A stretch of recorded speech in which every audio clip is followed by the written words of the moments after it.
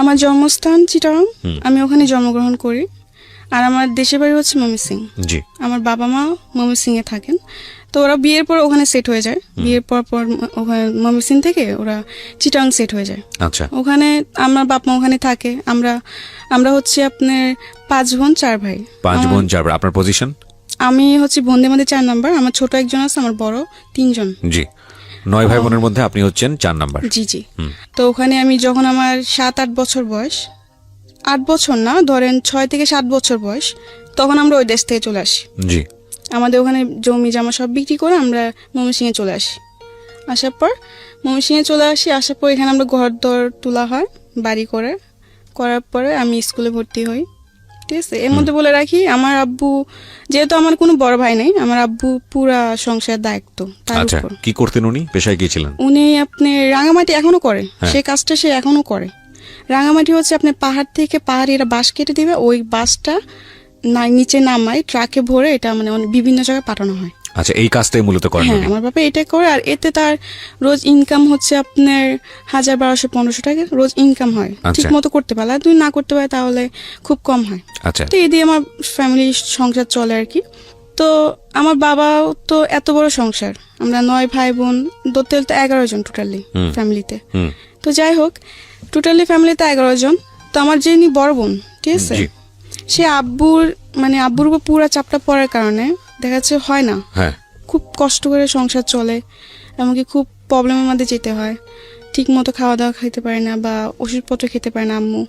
তো আমার বোন বলে যে বাসা বাড়ি চাকরি করবে, কাজ করবে সে। তো আমার বোন অনেক ছোট থাকতে বাসা বাড়ি কাজে করে। যখন মাসে 100 টাকা ছিল, তখন থেকে আমার বড় বোন বাসা বাড়ি কাজ করে। জি। আর আমার বড় বোনের পরে যিনি ছোট ছিলেন তিনি চলে যায়। আচ্ছা। তারপরেও আমার বড় তিনি চলে যায়। এতে আমার আব্বু মানে সবাই কি কাজের বাড়িতে গিয়ে যে না মানে একটা বাসায় থাকে। আচ্ছা, একটা বাসায় থেকে কাজ করতো? হ্যাঁ, কাজ করতো। আর খাওয়া দাওয়া সব ওদের উপর ছিল। ওকে। মাস শেষে যে স্যালারিটা দিত এটা বাড়িতে পাঠিয়ে দিত। তো এমনি করে আমাদের সংসার চলে। তখন তো আমি অনেক ছোট, আমি পড়াশোনা করছি স্কুলে। তো যখন আমি স্কুলে যেতাম, পড়াশোনার সাথে সাথে আমার ফ্যামিলি অনেক দায়িত্ব ছিল, যেহেতু আমি বোনদের মধ্যে বড় ছিলাম। আমার 3 বোন তো ঢাকায় শহরে থাকতেন, চিটাগাংয়ে থাকতেন তারা। আমাদের অনেক ঋণ ছিল, মানে ধার করে অনেক জনের থেকে টাকা নেওয়া হতো। কারণ দেখা যাচ্ছে আমার আম্মু অনেক অসুস্থ ছিল। তো অসুস্থ থাকার পর আমার আম্মুকে হসপিটালে ভর্তি করানো হয়। তো তখন অনেক টাকা লেগে যাওয়ার পর ওগুলো ধার করে নেওয়া হয় লাভের উপরে। যে 5000 আনলে 6 মাস পরে 5000 টাকার মধ্যে 2500 টাকা লাভ দিতে হবে। আচ্ছা। এরকম ভাবে আনা হয়। তো অনেক টাকা এই মানুষ থেকে আনা হয়েছে। তো ওগুলো ভাঙার জন্য আমার বোনরা ডিসাইড করে যে ওরা বাসা বাড়ি কাজ করবে। তো স্কুলে যেতাম, তখন স্কুলে বসে বসে দেখতাম মাদ্রাসায় মানুষ যেত, মানে মেয়েরা যেত বোরকা পরে, হাতে টিফিন কানি বাটি নিয়ে। তো আমার খুব ইচ্ছে হতো আমিও যদি যেতাম এভাবে, তো কত ভালো হতো। আমার স্বপ্ন ছিল, আমার ছোট থেকে একটা স্বপ্ন যে আমি পড়াশোনা করবো, কিছু একটা হব, নিজের পায়ে দাঁড়াবো। আমি পড়ার দিকে আরবি বলেন বাংলা বলেন দুই দিক থেকে ভালো ছিল। এগুলো খেয়াল রাখবেন প্রিয় শ্রোতা। একটা শিশু কোমলমতি মন নিয়ে পৃথিবীতে আসে এবং সব ভালো ইন্টেন্স গুলো নিয়ে দুনিয়াতে আসে। আমাদের সমাজ, আমাদের সিস্টেম, আমাদের পারিপার্শ্বিক অবস্থা কখনো কখনো এই চমৎকার মন নিয়ে আসা শিশুদের উপরে এমন বাস্তবতাকে চাপিয়ে দেয় যে তাদের জীবনটা দুর্বিষহ হয়ে যায়। বুঝতেই পারছেন আজকে যেহেতু সিক্রেটসে আছে, তার মানে নিজের ভুলগুলো নিয়ে এখানে এসছে। সো ধৈর্য ধরে এই বিষয়গুলো খেয়াল রাখবেন, যাতে করে ওর যখন মন্দ দিকগুলো এখানে রিভিল হবে, তাতে করে আপনাদের এই ভালো দিকগুলোর কথা মনে করে নিজের রিয়ালাইজেশনটা হয়। আমরা সবসময় যে কথাটা বলি যে একজন মানুষ যিনি এখানে কনফেস করছেন তার দিকে আঙ্গুল তোলা আমাদের উদ্দেশ্য নয়, তাকে শুনে তার জীবনের পরিণতি জেনে নিজে সচেতন হওয়াটাই মূলত আমাদের অনুষ্ঠানের উদ্দেশ্য। তো আমার খুব ইচ্ছে ছিল আমি যদি মাদ্রাসা যেতাম এভাবে, তাহলে তো আমিও টিফিন ক্যান করে ভাত নিয়ে যেতাম। মানে আমার খুব শখ এগুলো। আমার ছোট থেকে যেমন কিছু কিছু শখ আমার খুব গেছিল। আমি জালি দিয়ে মাছ মারতে খুব পছন্দ করতাম। আচ্ছা, বিলেজে। বুঝতে পারছেন যে একেবারে গ্রাম অঞ্চলে বড় হওয়া। জি জি। তো আরো কিছু শখ আছে, যেমন শাড়ি পরা। মেয়েদের খুব কমন শখ। হ্যাঁ, যাই হোক এরকম কিছু শখ। আর ছোট থেকে আমি ছেলেদের সাথে চলাফেরা করতে বেশি পছন্দ করতাম। আচ্ছা। মেয়েদের সাথে আমার খুব কমই চলাফেরা হতো, ঝগড়া হতো বেশি। ছেলেদের সাথে আমি বেশি ফ্রি থাকতাম। ছোট থেকে আমার এরকম শখ। ঠিক আছে। তো আমি স্কুলে পড়ি, স্কুলে পড়ার পর এক পর্যায়ে আমি আমার আম্মুকে বলি যে আম্মু আমি স্কুলে পড়বো না, আমি মাদ্রাসায় পড়বো। তো আমার আম্মু এটা শুনে অনেক খুশি হয় যে মাদ্রাসায় পড়বে, এটা তো খুব ভালো কথা। আমার মারও খুব ইচ্ছে যে আমার মেয়ে বা ছেলে মাদ্রাসায় পড়বে, একটা ভালো কিছু হবে, এটা আমার মার খুব শখ। জি। যার জন্য আমার 2 ভাইকে এখন মাদ্রাসায় ভর্তি করানো হয়েছে। আচ্ছা। তো আস্তে আস্তে আমি মাদ্রাসায় যাই এভাবে। যেরকম আগে স্কুলে যখন যেতাম তখন সকালবেলা আরবি পড়তাম, আরবি পড়ে নাস্তা করে আবার সকালে স্কুলে চলে যেতাম। স্কুল থেকে এসে গোসল টোসল করতাম, মাছ টাছ মেরে গোসল করতাম, গোসল করে খাওয়া দাওয়া করে বাজারে যেতাম। জি। বাজার টাজার করে আনতাম, যেহেতু আমার আব্বু দেশে থাকতো না। আমার আব্বু মাসে 2-3 মাসে একবার আসতেন এরকম ভাবে, আর টাকা পাঠাই দিত। আচ্ছা। আমার বোনরাও টাকা পাঠাই দিত, আর ফোনে কথা হতো। তো এমনি করে সব দায়িত্ব আমার দেখতে হতো, যেমন সবকিছু মাছ মারা থেকে শুরু করে লাকড়ি আনা, তারপর বাজার টাজার সম্পূর্ণ সবকিছু আমি করতাম। বিলে যাওয়া, মরিচ তোলা, যেটা ওই গ্রামে যার মানুষ যেরকম করে আর কি, ঠিক জি। আছে। জি। তো একটা পর্যায়ে আমার আব্বু অসুস্থ হয়ে পড়ে। আমার 2 বড় বোনের বিয়ে হয়ে যায়। আচ্ছা। 2 বড় বোনের বিয়ে হয়ে যাওয়ার পরে আমার বড়জন একজন থাকে, ঠিক আছে, একজন বাসায়। তা তখন তো খুব আপনি অল্প টাকা হতো। এখন যেরকম একটা বাসা বাড়ি কাজ করলো 7,000-8,000 টাকা বেতন দেয়, কিন্তু তখন তো আর এটা ছিল না। রাইট। 2-3 হাজার টাকা পেতো। এতে তো আমার বোনেরও খরচা ছিল, এই কামাই দিতে হতো না। কারণ দিনে আব্বুরও বয়স হইতেছে, আব্বু তো আগের মতো সেই রোজ কামাই করতে পারে না। জি। তো যাই হোক, একটা পর্যায়ে দেখলাম আব্বু অসুস্থ হয়ে পড়ে। আমার ফ্যামিলিতে খুবই একটা খারাপ সময়, ঠিক আছে। আমার বোনের টাকা দিয়ে আমাদের ফ্যামিলি চলে না, সংসার চলে না। আমার আম্মু তো হাই প্রেশারের রোগী, তো একটু টেনশন করলেই দেখা যাচ্ছে উনি অসুস্থ হয়ে পড়ে। আচ্ছা। অনেক জোরত্বই উনি শরীরটা খারাপ হয়ে যায়। আচ্ছা। তো এরকম আর কি, বেশি টেনশন করতে পারে না কিছু নিয়ে, আর খুবই কষ্ট করে আমার মা। দেখি যে ঠিক মতো ওষুধ না খাওয়ার ফলে আমার মা খুবই অসুস্থ হয়ে পড়ে। ওকে। তো এগুলো দেখতে আমার ভালো লাগতো না, যেহেতু ছোট থেকে আমি খুব আমার মানুষের প্রতি মায়াটা অনেক বেশি। ওকে। তো আমি পড়াশোনা করতাম আর এগুলো দেখতাম, ঠিক মতো মাদ্রাসায় খাবার নিতে পারতাম না, খাবার কষ্ট করতাম, তো আমার ভালো লাগতো না। ঈদ আসতো, একটা ভালো জামা পড়তে পারতাম না, কারণ দিতে পারতো না, ক্ষমতা ছিল না, টাকা পয়সা নাই, কেমনে দিবে। যাই হোক, পরে এরকম একটা পর্যায়ে অনেক সমস্যা হয় ফ্যামিলিতে। তো আমি বলি কি আমি পড়াশোনা করবো না, আমি মাদ্রাসা পড়বো না, আমি ঢাকা চলে যাবো, আমি বাসায় বাজে কাজ করবো, এতে তো একটু হলেও সমস্যা কমবে। তো আমার আম্মু বলছে না, দরকার নেই, দরকার বলে সারাদিন একবার খাবি, তবু মাদ্রাসায় পড়। আচ্ছা। পড়লে তোরই ভালো। মেয়ে যদি মাদ্রাসায় পড়ে বা একটা ছেলে যদি মাদ্রাসায় পড়ে আলিম হতে পারে, আর যদি মরে যায় তো আল্লাহর কাছে অন্তত জবাব দিতে, অনেক কিছু বলে আমাকে। বলার পর আমি বলছি না, আমি পড়বো না। ছোট থেকে খুব শখ যে 3 তলা 4 তলা বিল্ডিং দেখবো, দেখি নাই কোনোদিন, ঠিক আছে। আমার খুব শখ ছিল, এই ঢাকায় আসা আমার খুব ইচ্ছে ছিল ছোট থেকে। ওকে। এক পর্যায়ে আপনি রাজি করেন? হ্যাঁ, এক পর্যায়ে আমি রাজি করি আম্মুকে। তো আমাদের গ্রামে একটা আন্টি ছিলেন, সে আবার বাসা বাড়িতে মেয়ে দিত নিয়ে। আচ্ছা। কাজের মেয়ে দিত? হ্যাঁ, কাজের মেয়ে দিত। তো আমার আম্মু এক পর্যায়ে ওই আন্টির সাথে কথা বলে, বলার পর আন্টি এরকম এরকম তারিখ বলে যে এরকম এই তারিখে নিয়ে যাব সকালে। আমি তো খুশি, আমি ঢাকা যাব, আমার এতদিনের স্বপ্ন পূর্ণ হবে। যাই হোক, ঢাকায় আসলাম, বাসা বাড়িতে গেলাম। ফার্স্টে মন বসতো না, কান্না করতাম। তখন আমি ছোট ছিলাম, তখন আমার বয়স ছিল 10 বা 11-র মধ্যে, এরকম কিছু একটা বয়স, ঠিক আছে। কাজ করতে করতে কান্না করতাম, বা কাজ সেরে কান্না করতাম, রাত্রে ঘুমাইতাম না, কান্নাকাটি করতাম। তো এমনি আস্তে আস্তে কান্নাকাটি করতে করতে একসময় আমার মন বসে যায়। আচ্ছা। ভাল লাগতে থাকে। আচ্ছা। একটা বাসায় আমাদের প্রায় 8-9 মাস ছিলাম। তো 8-9 মাস বেশ ভালোই ছিল, ঠিক আছে। একটা পর্যায়ে দেখি যে বাসায় থাকি ওই বাসার আন্টি খুব চিল্লাপাল্লা করে, বা সাধারণ কিছু নিয়ে বকাঝকা করে, সন্দেহ করে। আর ওই বাসাটা আমাদের কিরকম ছিল যে উনিরা আবার, ওরাও গ্রামেরই, ঢাকার মিডিল ক্লাস ফ্যামিলি, বেশি বড় লোক না ওরা। খুব ওদের মার্কেটে একটা দোকান ছিল, ওটা দিয়ে আর কি চলতো। তো ওদের বাসায় আমি কাজ করতাম, তখন আমার বেতন ছিল মাত্র 1500। তো মাস শেষে বেতন বাড়িতে পাঠিয়ে দিতাম। আব্বু নিয়ে যেত, না হলে আম্মু নিয়ে যেত, না হলে তখন তো মনে হয় বিকাশ ছিল কি ছিল না, আমার পুরোটা খেয়াল নাই। তো যাই হোক, এমনি করে বাড়িতে টাকা পাঠাই দিতাম, আমি রাখতাম না কিছু। তো এমনি 8-9 মাস করার পর দেখলাম যে আন্টি অযথা বকাঝকা বা গায়ে হাত তুলতে আসে, এরকম কিছু একটা করে। তো আমি বলছি আমি থাকবো না। আচ্ছা যাই হোক, থাকবো না। তো আমার বলে কেন থাকবেন, এসে অনেক কিছু করে ওই বাসাতে আমি চলে আসি। চলে এসে আরেকটা বাসা যাই, ঠিক আছে। ওই বাসাটা বেশ ভালোই ছিল, কারণ সব থেকে ভালো ছিল কি জানেন, আমি বললাম যে ছোট থেকে আমি ছেলেদের সাথে চলতে বেশি পছন্দ করতাম, ঠিক আছে। তো ওই বাসায়, যে বাসায় গেছি নেক্সট টাইম, ওই বাসার মধ্যে আমার সমান 2টা মেয়ে ছিল, আরেকটা ছেলে ছিল। তারা আন্টির 3 জন সন্তান বাচ্চা ছিল, ঠিক আছে। 2টা মেয়ে, একটা ছেলে। ছেলেটা ছোট, মেয়েগুলো আমার সমান। তো ওদের সাথে খেলাধুলা করতাম কাজ সেরে, আর আমাকে খুব আদর করতো। আর ওখানে একটা ছেলে ছিল, ছেলেটার নাম বলতে চাচ্ছি না, বাট বাড়িওয়ালার ছেলে, কিন্তু কোনোদিন আমাকে ও ওরকম নজরে দেখে নাই, কাজের মেয়ের নজরে দেখে নাই। আচ্ছা, ভাবতো যে আমিও ওদের একটা কিছু ফ্যামিলি মেম্বার। ফ্যামিলির মতো দেখতো। যাই হোক, তো ওদের সাথে খুব ভালো সময় কাটে।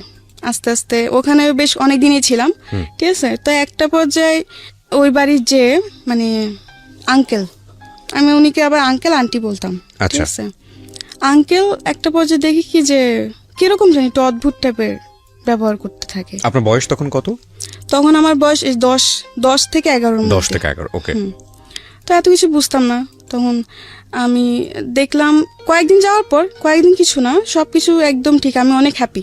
হ্যাঁ, সবার সাথে খুবই মিলেমিশে চলছে। হ্যাঁ, মিলেমিশে চলছি, খাওয়ার সময় খাইতেছি, আবার টিভি দেখার সময় মানে খুবই মানে আমি মনে করতাম কি যে যে সময়টা আমি আমার গ্রামে পার করতে পারি নাই এত হাসি মজা করে, এটা আমি এখানে করতেছি।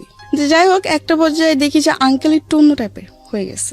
এরকম যে মানে রাত্রে দেখি রুমের পাশে এসে দাঁড়ায় থাকা, বা রাত্রে ঘুমানো পরে আর কি, ঠিক আছে। তো আমার একটা অভ্যেস ছিল কি, আমি টিভি দেখতাম।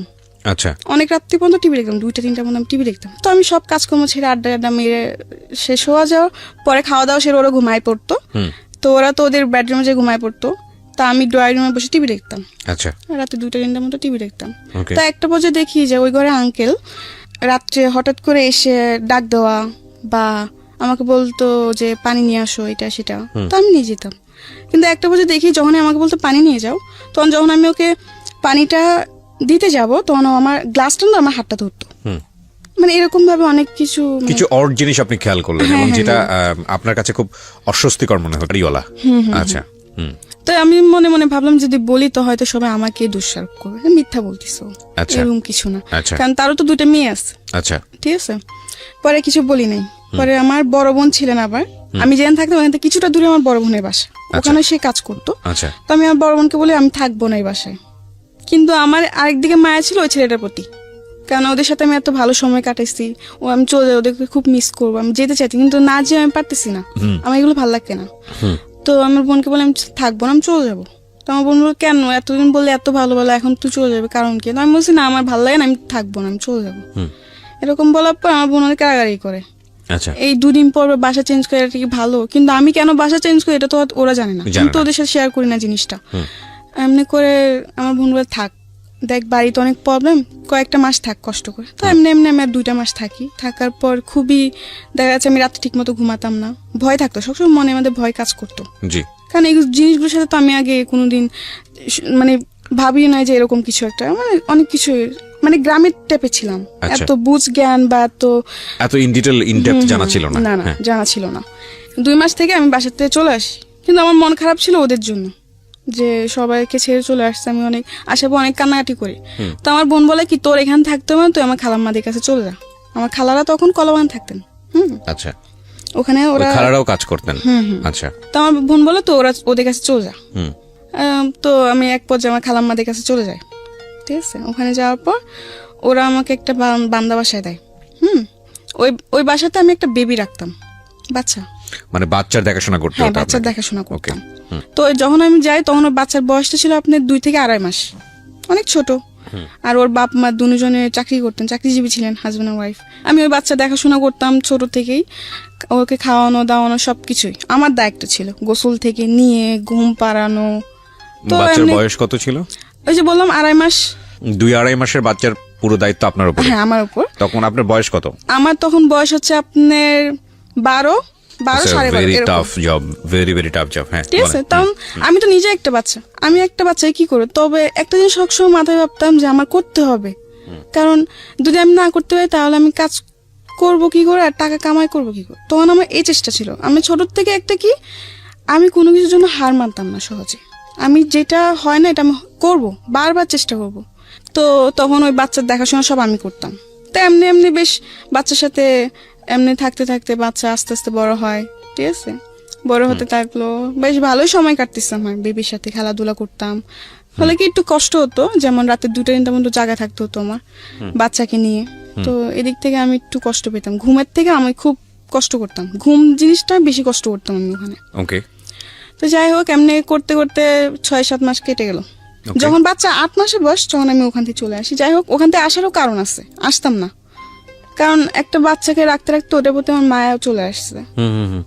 কিন্তু ওরা এমন কিছু করতেছিল তখন যে না এসে আমি পারতেছি না, কারণ একটা সহ্যের সীমানা থাকে। ওখানে কিছু প্রবলেম হইতেছে যে বাচ্চা কান্না করতেছে কেন, এটা জবাব দিতে হবে আমার। এখন স্বাভাবিক, একসময় হাসবে একসময় কান্না করবে, এটাই তো নিয়ম। সবাই তো সবসময় হাসবে না, সবসময় কান্নাও করবে না, এটা তো ওদের বুঝতে হবে। Right. কিন্তু ওটা বুঝে না।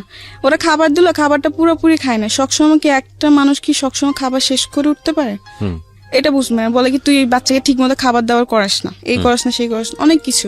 মানে এগুলো নিয়ে আমার সাথে অনেক মানে খারাপ ব্যবহার করতে থাকে, অনেক রাফ ব্যবহার করে আমার সাথে। তো এগুলো আমার ভালো লাগে না। তখন তো আমি বেশ একটু হলো বড় ছিলাম, তো আমার এগুলো অনেক খারাপ লাগতো যে গরিব হয়েছে বলে এত অবহেলা, আমার এগুলো ভালো লাগতো না। পরে আমি কি করি, কিছু বলি না। তো একদিন বাচ্চাকে গোসল করাতে নিচ্ছে, হ্যাঁ, গোসল করা নেওয়ার পরে আমি একটা জিনিস ভুলে আনি নাই। গোসল করাতে নিতে হলে শ্যাম্পু, সাবান, তয়লা, অনেক কিছু, গোসলের যা যা আয়োজন সবকিছু আমার তৈরি করতে হতো। জি। তো ওদিন আমি একটা জিনিস ভুলে আনতে মন নেই, ঠিক আছে। ওইটার জন্য ওই আপু আমার গায়ে হাত তুলতে আসে, আমাকে মারতে আসে। আচ্ছা। মারে নাই, ওর মা ধরে ফেলে, কিন্তু ওদিন আমার গায়ে এমন ভাবে নখ দিয়ে ধরে যে আমার পুরো নখের খামচি লেগে রক্ত বের হচ্ছে আমার হাতের থেকে। আচ্ছা যাই হোক, পরে আমার কান্নাকাটি করি। তখন আমার খালাম্মাকে ফোন দিই, আমি থাকবো না। কেন থাকবি না? যে আমাকে মারতে আসছে, কেন মারতে আসছে, এই কারণ। তো আমি বলছি হয় এরকম মাঝে মধ্যে, থাক, এগুলো হয়। আমি বলছি না আমি থাকবো না, এগুলো হয় মানে আমি এতদিন ধরে থাকি, এখন একটা ভুল হয়েছে দেখে ও আমাকে মারতে আসবে, এটা কোনো কথা? আমি রেগে যাই। তো আমার খালাম্মা বলছে আচ্ছা ঠিক আছে যা, থাকবি না তো থাকার দরকার নেই। এখানে একটা বিষয় একটু ইন্টারাপ্ট না করলেই নয়, হয়তো অনেকে মন খারাপ করবেন আমার ইন্টারাপশন দেখে, কারণ গল্পের কন্টিনিউটি নষ্ট হয়। তারপর বিনীতভাবে বলছি, because this is very important. ছোট বাচ্চা যেসব কাজের লোক যারা টেক কেয়ার করে, তাদের কিন্তু শুধু ছোট বাচ্চার হ্যাসেলটা নিতে হয় না, আরেকটা ভয়াবহ রকমের হ্যাসেল আছে, সেটা হচ্ছে এই মায়ের হ্যাসেল। এই কারণে বলছি যে মা যদি প্রথম সন্তান হয়ে থাকে, খুব কনসার্ন থাকে তার উপর, বাচ্চাটার উপরে, এক। আর দুই নম্বর হচ্ছে মেডিকেলি আপনারা যদি যোগাযোগ করেন তাহলে দেখবেন ওই সময় শরীরে একটা হরমোন থাকে মায়েদের শরীরে, যেটা তাদের অনেক বেশি অ্যাংরি রাখে, অনেক বেশি রাগান্বিত রাখে। সো পান থেকে চুন খসলেই দেখবেন যে অনেক বেশি মেজাজ করছে। তো ওই হ্যাসেলটাও কিন্তু ওই কাজের লোকের উপরে গিয়েই পড়ে। সুতরাং বুঝতেই পারছেন ইটস এ ডিফিকাল্ট জব। আমরা মাদেরকে নিয়ে কথা বলি, কিন্তু যখন এটা ডাইভার্ট হয়ে কাজের মানুষের উপর চলে যায়, তখন কিন্তু সেটা আরো ভয়ানক আকার ধারণ করে। এবং 12-13 বছরের ছোট্ট একটা কাজের মেয়ে, তার কিন্তু এই জিনিসটা বোঝার বিষয় না। সো খুব স্বাভাবিকভাবেই তার উপরে হ্যাসেলটা অনেক বেশি হয়, যেটা ওর জায়গা থেকে কিছুটা হলেও আমার কাছে মনে হচ্ছে যে এরকম হলেও হতে পারে। হ্যাঁ বলেন। তারপর পরে আমার খালাম্মাকে আনার পর আমার খালাম্মা বলে থাক, তা আমি বলছি না আমি থাকবো না, আমার এগুলো ভালো লাগে না। আমার বাচ্চা রাখতে খুব কষ্ট হয়, আমার ঘুমের খুব কষ্ট হয়। আমি দেখা যাচ্ছে বাচ্চা রাখতে রাখতে বিকাল 4টা-5টা বেজে আমি দুপুরে খাবার খেতে পারি না। বাচ্চা ঘুমালে তবে আমার খেতে হবে, ঠিক আছে। এখন বাচ্চা না ঘুমালে এমন দিন যায় 4টা-5টা বাজে আমি দুপুরে খাবার খেতে পারি না। আবার বোর সকালবেলা উঠতে হয়, রাত 2টা-3টা বাজে শুয়ে আবার বোর 6টা-7টার সময় উঠা অফিসে যাবে, তোর সবকিছু তৈরি করতে এমনি আমার খুবই কষ্ট হয়ে যায়, আমি অসুস্থ হয়ে পড়তেছিলাম। তো এমনি বললো আচ্ছা ঠিক আছে আর একটা মাস থাকতো, আর একটা বাসা দেখে তখন নিয়ে যাবো তোকে। তো আমি বলছি আচ্ছা ঠিক আছে। তো এমনি বলে ও আপুদের সাথে কথা বলে আমার খালাম্মা যে ঠিক আছে তোমরা একটা নতুন মানুষ দেখে নাও, আমার বোনজি থাকবে না, তো ওকে আমরা 1 মাস পর নিয়ে যাবো, তোমরা 1 মাসের মধ্যে আরেকটা মানুষ নিয়ে নাও। তো আচ্ছা ঠিক আছে। তো ওখান থেকে আমি চলে আসি, চলে আসার পর আমি আরেকটা বাসে যাই, ঠিক আছে। ওখানে যাওয়ার পরে ওখানে আপনি ছিল হচ্ছে আঙ্কেল আন্টি দুজন জব করতো, উনি 2 মেয়ে ছিল। 2 মেয়ে থেকে 1 মেয়ে বিয়ে হয়ে পড়ে শ্বশুর বাড়িতে, আরেক মেয়ে ভার্সিটিতে পড়ে, আচ্ছা কলেজে পড়ে। তো আচ্ছা ওখানে বেশ ভালোই কাটতেছে সময়, কিন্তু একটা পর্যায়ে আবার সে একই প্রবলেম লক্ষ্য করলাম যে আঙ্কেল একটু মানে তার নজর একটু অন্যরকম হয়ে গেছে। তখন আপনি মোটামুটি বোঝেন যাদের ব্যাড ইন্টেনশন আছে, আপনি এটা তখন মোটামুটি বোঝেন। বুঝি, হালকা হলে বুঝি। আচ্ছা। তো যাই হোক, পরে ভাল লাগে না। এই তখন মনে মনে বলি যে আমি যেখানে যে আমার কপালে কি এগুলোই মিটে, এগুলোই জুটে, আমার কি একটা ভালো বাসা হবে, জুটবে না কপালে, এগুলো বলে কান্নাকাটি করতাম আর কি। তো আবার বলে আমি থাকবো না, ঠিক আছে। তো এক পর্যায়ে আমার খালাম্মার রাগারাগি হবে, থাকবি না মানে রোজ রোজ বাসা পাল্টানো, কয়েকদিন পর বাসা পাল্টানো, এগুলোকে মানুষ ভালো বলে, এই সেই অনেক কিছু বললো। তো আমি বলছি না আমি থাকবো না, যে আমি আর বান্দা বাসা চাকরি করবো না। এক পর্যায়ে বলে আমি বান্দা বাসা চাকরি করবো না। আচ্ছা। তো বলে কি তুই করবি না তো কি করবি? তো আমি বলছি আমি চাকরি করবো। তুই তোকে এখন কে চাকরি দিব? আমি বলছি কে চাকরি দিব মানুষকে চাকরি করে না, আমিও চাকরি করুম। আর না হলে আমি রাত্রে কোনো বাসে থাকুম না, আমি সারাদিন কাজ করুম, রাত্রে হলে চলে আসবো। এরকম ভাবে অনেকজন এখনো করে। তো ওরকম ভাবে আমি বললাম যে করবো।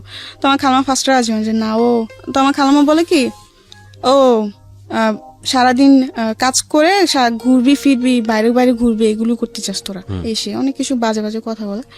তো আমি বলি যে না, আমি কাজ করব, এতে আমি কোনো শয়তানি করবো না, তোমাদের কথা মতো আমি চলবো। তো আমার খালামাকে বলো ফার্স্ট রাজি হয় না, পরে অনেক জোরাজুরি করে আমি রাজি করাই, ঠিক আছে। তো আমি চলে যাই, ওই বাসার থেকে চলে যাই। যাওয়ার পরে একটা বাসা নেই, সারাদিন থাকি, রাত্রে চলে আসি।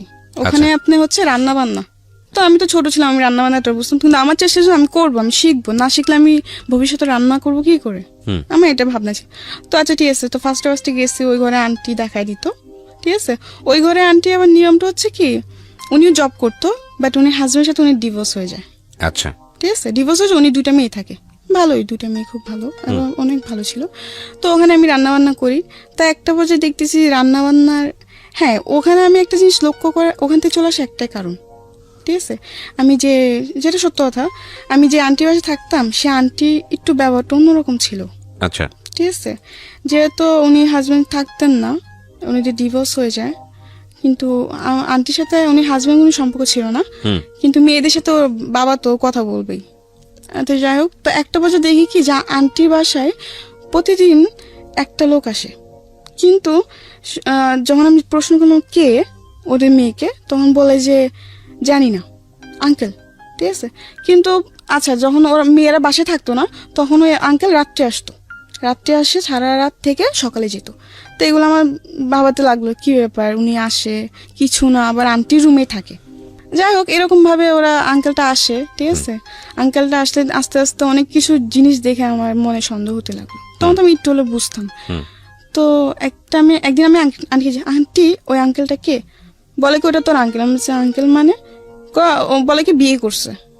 কিন্তু ওই আঙ্কেলের শুনলাম যে আবার তার আরেকটা সংসারও আছে। আচ্ছা, আমি কিছুটা হলে বুঝতে পারছি যে যেগুলো হচ্ছে সেগুলো ঠিক না, কারণ আঙ্কেল একটা সংসার আছে, আঙ্কেল হয়তো আরেকটা বিয়ে করছে, বা মানে আপনার কাছে ভালো লাগছিল না বিষয়টা, ভালো লাগতেছিল না। তো আমি বলি কি আমি এখানে থাকবো না, কারণ ওইখানেও সমস্যা হয়। হ্যাঁ, ওখানেও সমস্যা হয় বলতে কি, ওই আঙ্কেল ছাড়া আরো অনেকজনে আসে। আচ্ছা, তো আপনার কাছে পরিবেশটা ভালো লাগেনি, তো আপনি ওখানে চলে গেছি। যাই হোক, যাওয়ার পর আমি বলি কি যে আমি আর বাসায় কাজই করবো না, আমি চাকরি করবো, আমি গার্মেন্টস করবো, আর নাহলে যে কোনো একটা চাকরি করবো। বলে কি এত ছোট মেয়েকে গার্মেন্টস চাকরি দিবে না, এটা সেটা ওইটা তুই পারবি না। তো আমার খালামার সাথে একটা মেয়ে থাকতো, সে আবার গার্মেন্টসে চাকরি করতো। তো আমি বললাম কি আপু, তুমি না আমার জন্য একটা গার্মেন্টসে চাকরি দেখো, আমি না তোমার সাথে চাকরি করবো। তো ও বলে কি আচ্ছা ঠিক আছে দেখবো না, এমনি করে বলে কি আচ্ছা ঠিক আছে দেখবো না, এমনি 1 মাস কেটে যায়, মানে সিরিয়াসলি নেয় না আর কি, না সিরিয়াসলি নেয় না জিনিসটা। তো কেটে যাওয়ার পরে আমি কোনো চাকরি টাকরি করি না, এমনি 1 মাস কাটলো, 2 মাস কাটলো, 2 মাসে আমার খালাম্মা আমার কাছে 5,000 টাকা ধার পেয়ে যাবে, কারণ তার কারণে খাওয়ার বিল দিতে হতো, খাওয়া থাকা 2,500 মাসে দিতে হতো।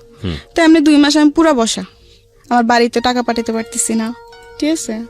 আর দ্বিতীয়ত হচ্ছে আব্বু ঠিক মতো কাজ হচ্ছে না, কাজ বন্ধ, অনেক সময় দেখা যাচ্ছে কাজ বন্ধ থাকে, গাড়ি ঘোড়া অফ থাকে।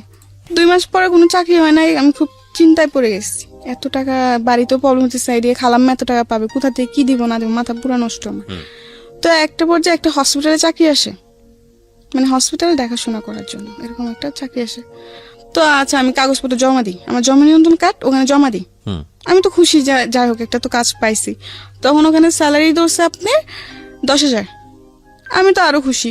যাই হোক 10,000 টাকা স্যালারি পর মাসে 5,000 টাকা বাড়িতে পাঠিয়ে দিব, আর 5,000 টাকা আমার নিজের জন্য রাখবো, আমি বেশ ভালোই। তো ঠিক আছে, ওখানে জবটা নিশ্চয় হয়েছে 8 ঘন্টা করে ডিউটি। আচ্ছা, তো আমি যেখানে থাকতাম ওখানে 3-4 জন নিশ্চয়ই এই একই কাজ, তো আমরা একই সাথে যেতাম, একই সাথে এমনি 1 মাস করে ওই জবটা, ঠিক আছে।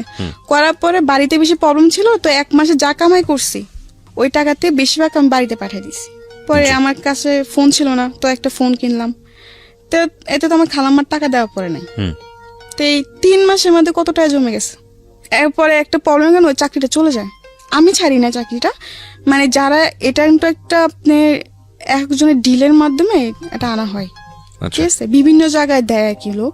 তো ওদের মধ্যে একটা কি জানি প্রবলেম হওয়ার কারণে আপনার চাকরি চলে যায়। হ্যাঁ, আমরা সবার চাকরি চলে যায়, যাদেরকে চাকরি দিয়েছিল তাদের সবার চাকরি চলে যায়। তো এখন আমি আবার বসা, ঠিক আছে। আবার বলে রাখি, এই চাকরির মাধ্যমে ঠিক আছে একটা ছেলের সাথে আমার পরিচয়। ওই যে বললাম ফোন কিনছি, ঠিক আছে, ফোন কেনার পর টাচ ফোনে কিনছি, কম দামি আর কি। ফোন কিনছি, পর আমার ফোনে প্রবলেম, আমি কারণ বাজার নিয়ে গেছি, ছেলেটার দোকানটা কারণ বাজার, ফোন সার্ভিসিং এ করে, আবার দেখা যাচ্ছে ফোনে গান টান লোডেও দেয়, এরকম একটা। তো ওই ছেলের কাছে যাই, ঠিক আছে। তো ওদিন টাচ ফোন, মেমোরিতে প্রবলেম, সেটে ফ্লাশ দিতে হবে, পুরা সেট বাইরে সেগা হয়ে গেছে। তো ওদিন আমার কাছে টাকা শর্ট ছিল, 250 টাকা না ফ্লাশে ছেলেটা। তো যাই হোক, ওই ছেলেটা কি করলো, আমার ফোন টোন পুরো ঠিক করে দিচ্ছে, ঠিক আছে।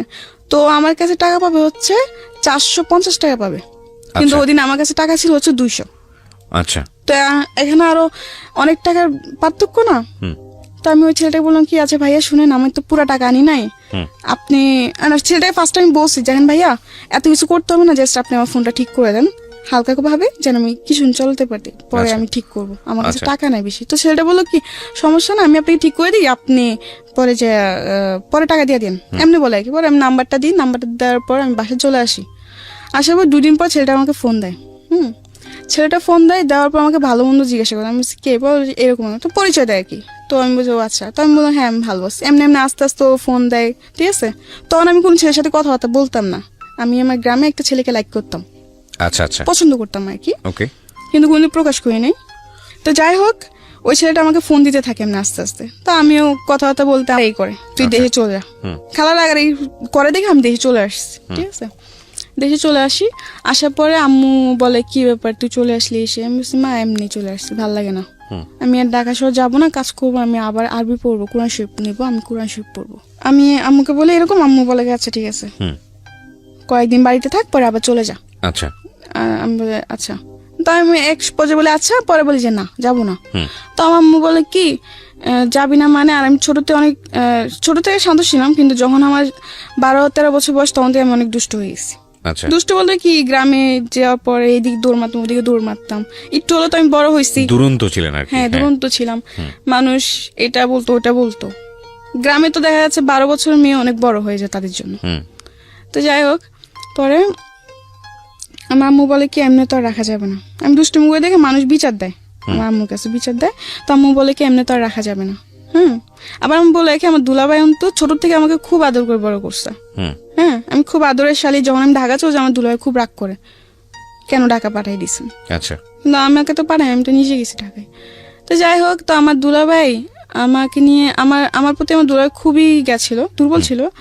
দুর্বল বলতে কি, যে বোন হিসাবে অনেক আদর করতো, আমার বোন হিসেবে আমার প্রতি অনেক দুর্বল ছিল আমার দুলাভাই। আচ্ছা। আমিও তার প্রতি ছিলাম। তো যাই হোক, পরে এরকম চলতে থাকে, ঠিক আছে। তো একটা পর্যায়ে আমার ফ্যামিলি, তখন আমি গ্রামে, ঠিক আছে, আমার বোন জামাইরা, আমি বাড়িতে যাওয়ার পর আমার বোন জামাই, আমার ভাগ্নেরা সবাই আমাদের বাড়ি চলে আসে, সবাই একসাথে থাকি। তো একটা পর্যায়ে কি হয়, একদিন আমার দুলাভাই কাজ করতেছেন, তো আমি কি করলাম, শয়তানি করে পিছের থেকে উনিকে জাবড়ায় ধরলাম, কোমরে ধরে হাসতেছি, শয়তানি করতেছি। এটা আমার মামি দেখতে পারে। আচ্ছা। মামি দেখতে পায়, মামি দেখার পর আমার আম্মুকে যে এটা বলে, আমার আম্মুকে আর আমার বোনকে এই জিনিসটা বলে। বলার পর ওই জিনিসটা ওর একটু স্বাভাবিক ভাবে নেয় না, জিনিসটা অন্য নজর ভাবে, মামি অন্য ভাবে বলে, অন্যভাবে নেয়, এটা স্বাভাবিক, বুঝছেন। তো বলার পরে এগুলো নিয়ে আস্তে আস্তে দেখি আমার বোন জামা আর আমার বোন ঝগড়া করতে শুরু করে। মানে সবাই এটা ডাউট যে আমার বোন জামার সাথে আমার কোনো সম্পর্ক আছে, ওকে, কোনো খারাপ সম্পর্ক আছে বা এরকম কিছু, কিন্তু আসলে তো তা না। যাই হোক, এরকম করতে করতে এক পর্যায়ে আমার বোন আর বোন জামার মধ্যে খুবই প্রবলেম ক্রিয়েট হয়, ঠিক আছে, খুবই ঝগড়াঝাটি, কি একটা জানি অবস্থা বলার বাইরে। তো আমার বাপ মা এগুলো দেখে বলে কি আমাকে বিয়ে দিয়ে দিবে। বিয়ের গেটা এই 12-13 বছর বয়সে, হ্যাঁ 12-13 বছর বয়সে আমাকে তারা বিয়ে দিয়ে দিবে। তো আমার বোন জামাই বলে যে না, এই বয়সে ওকে কেন বিয়ে দিবেন, ওর বড়জন বাকি মানুষ তো খারাপ বলবে, যে ছোটটা বিয়ে হয়েছে বড়টা বিয়ে হয় না, তার মানে ছোটটা নিশ্চয় কোনো প্রবলেম আছে। তো আমার বোন জামাই ফার্স্টে রাজি হয় না। আমার মা বলে কি যে না, বিয়ে দিব, কারণ ওদের সন্দেহ যায় আমাকে যদি বিয়ে না দেয় তাহলে হয়তো আমি আমার বোন জামাইয়ের সাথে ভেগে যাবো। আচ্ছা। আমার বোন জামাইয়ের সাথে আমরা বিয়ে করে ফেলবো, এরকম একটা কিছু, এটা আমার বোনের জীবনটা নষ্ট হয়ে যাবে। তো যাই হোক, তো অনেক চাপের মধ্যেই, ঠিক আছে, আমার এই বিয়ে করতে হয়। আমার পরে একটা বিয়ের কথা আসে, ওই ঝগড়াঝাটির মধ্যে একটা বিয়ের প্রস্তাব আসে আমার জন্য। আচ্ছা, আমার মামা দেখে বলে রাখে, তো আমার মামা বিয়ের প্রস্তাবটা নিয়ে আসে, ঠিক আছে। কিন্তু যার সাথে আমার বিয়ের প্রস্তাবটা আনা হয় সে আমার থেকে অনেক বড়, আমার আচ্ছা। থেকে অনেক বয়স বেশি, তার হয়তো আমার 2 জন্মে বড় হবে, ওকে, অনেক বয়স। তো যাই হোক, সবাই দেখে শুনে কথাবার্তা বলে তারা রাজি।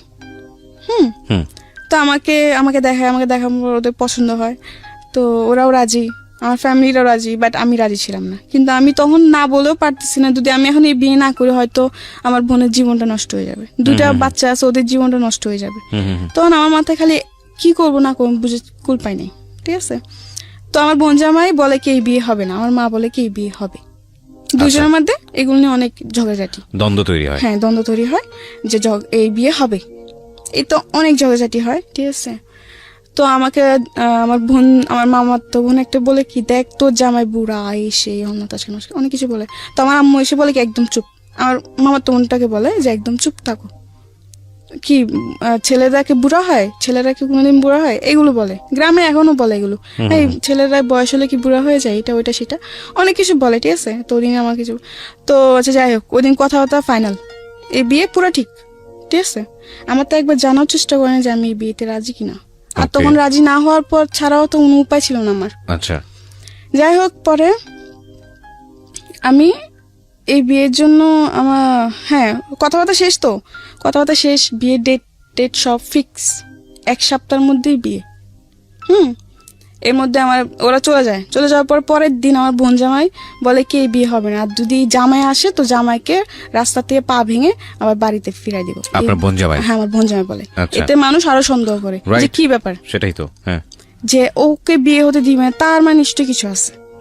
তো আমি আমার বোন জামাকে বলে, থাক দুলা ভাই, আপনি কিছু করতে হবে না, আমি এই বিয়েতে খুশি। আমার বোন জামাকে ডেকে নিয়ে বলে, মটটট খেয়ে এসে ডেকে নিয়ে আমাকে বলে কি, তুই কি এই বিয়েতে রাজি, তুই এই বিয়েতে খুশি? আমি বলছি হ্যাঁ, আমি অনেক খুশি, আপনি এসব নিয়ে আর গ্যাঞ্জাম করেন না, থাক, আমি চাই না কোনো গ্যাঞ্জাম হোক।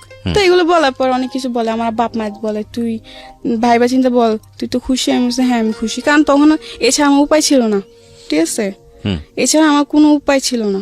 ওকে, আমার বোনের সংসার বাঁচানোর জন্য এখন যদি আমার এমন 10টা বিয়ে করতে, আমার তখন করতে হবে, কিছু উপায় ছিল না, কারণ আমি তখন ছোট থেকে বললাম যে আমার বোনের সংসার ভেঙে যাচ্ছে। হ্যাঁ, ওকে, এই বিয়ে না করলে আমার বোনের সংসার ভেঙে যাবে, আবার এটা করলেও ভেঙে যাবে। কিন্তু আমার বাবা মা এক কথা এই বিয়ে হবে, আর আমার বোন জামাই এক কথা হবে না, মানে দুজনের মধ্যে এগুলো নিয়ে অনেক। ঠিক আছে, তারপর কি হলো? যাই হোক, পরে এই বিয়ে হয়, ঠিক আছে। কিন্তু আমার বিয়েতে কাবিন না হওয়ার কারণ হচ্ছে যে আমার বয়স হয়নি, কাবিন দেওয়ার মতো বয়স হয়নি, 18 বছর না হলে কাবিন হবে না। তো এমনি 2 দিন থাকে, 2 দিন থাকার পরে এখন মানুষ বলে কি যে, আমার বাপ মা বলতেছে যদি এখন জামাই ফিরাই দেওয়া হয় তো মানুষ তো খারাপ বলবে, জিনিসটা মানুষ তো খারাপ বলবে যে বিয়ে ভেঙে যে তোমার মেয়ে একটা বদনাম, ওই দিক থেকেও বদনাম হয়ে যাবে। তো যাই হোক, কাবিন ছাড়াই বিয়ে হয়। তো ওরা বলে কি যে ঠিক আছে, যত মধ্যে মেয়ের 18 বছর পূর্ণ না হবে তো তুমি বন্ধ কাবিন হবে না, 18 বছর পূর্ণ আমরা কাবিন দিব। তো এমনি করে সবার কথার উপর বিয়েটা হয়। কত বছর বয়সে বিয়ে হলো এটা আপনি তখন আমি 13তে পড়তেছেন এই অবস্থায়?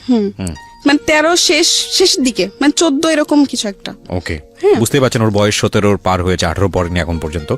ওর জীবনের অনেক ঘটনা এখনো বাকি, আমরা শুনবো। এবং এই বয়সে ওর বিয়ে হয়েছে। তো আমার বিয়ে হয়ে যায়, বিয়ে হয়ে যাওয়ার পর আমি শ্বশুর বাড়িতে যাই, ঠিক আছে। আবার বলে রাখি, আমার হাজবেন্ডের অন্তত 6 ভাই 1 বোন, বোন মারা যায়, ওরা 6 ভাই থাকে, ঠিক আছে। তো 6 ভাইয়ের মধ্যে ও 2 নাম্বার ছিল, সবার বড় আমি ছিলাম। হ্যাঁ, বয়স হয়তো ছোট হতে পারি, হমদে তো সবার বড় ছিলাম। সবাই ভাবি বলতো আমাকে, কিন্তু তখন তো আমি কিছুই বুঝতাম না, গ্রামে কোনো কাজ কমে পারতাম না।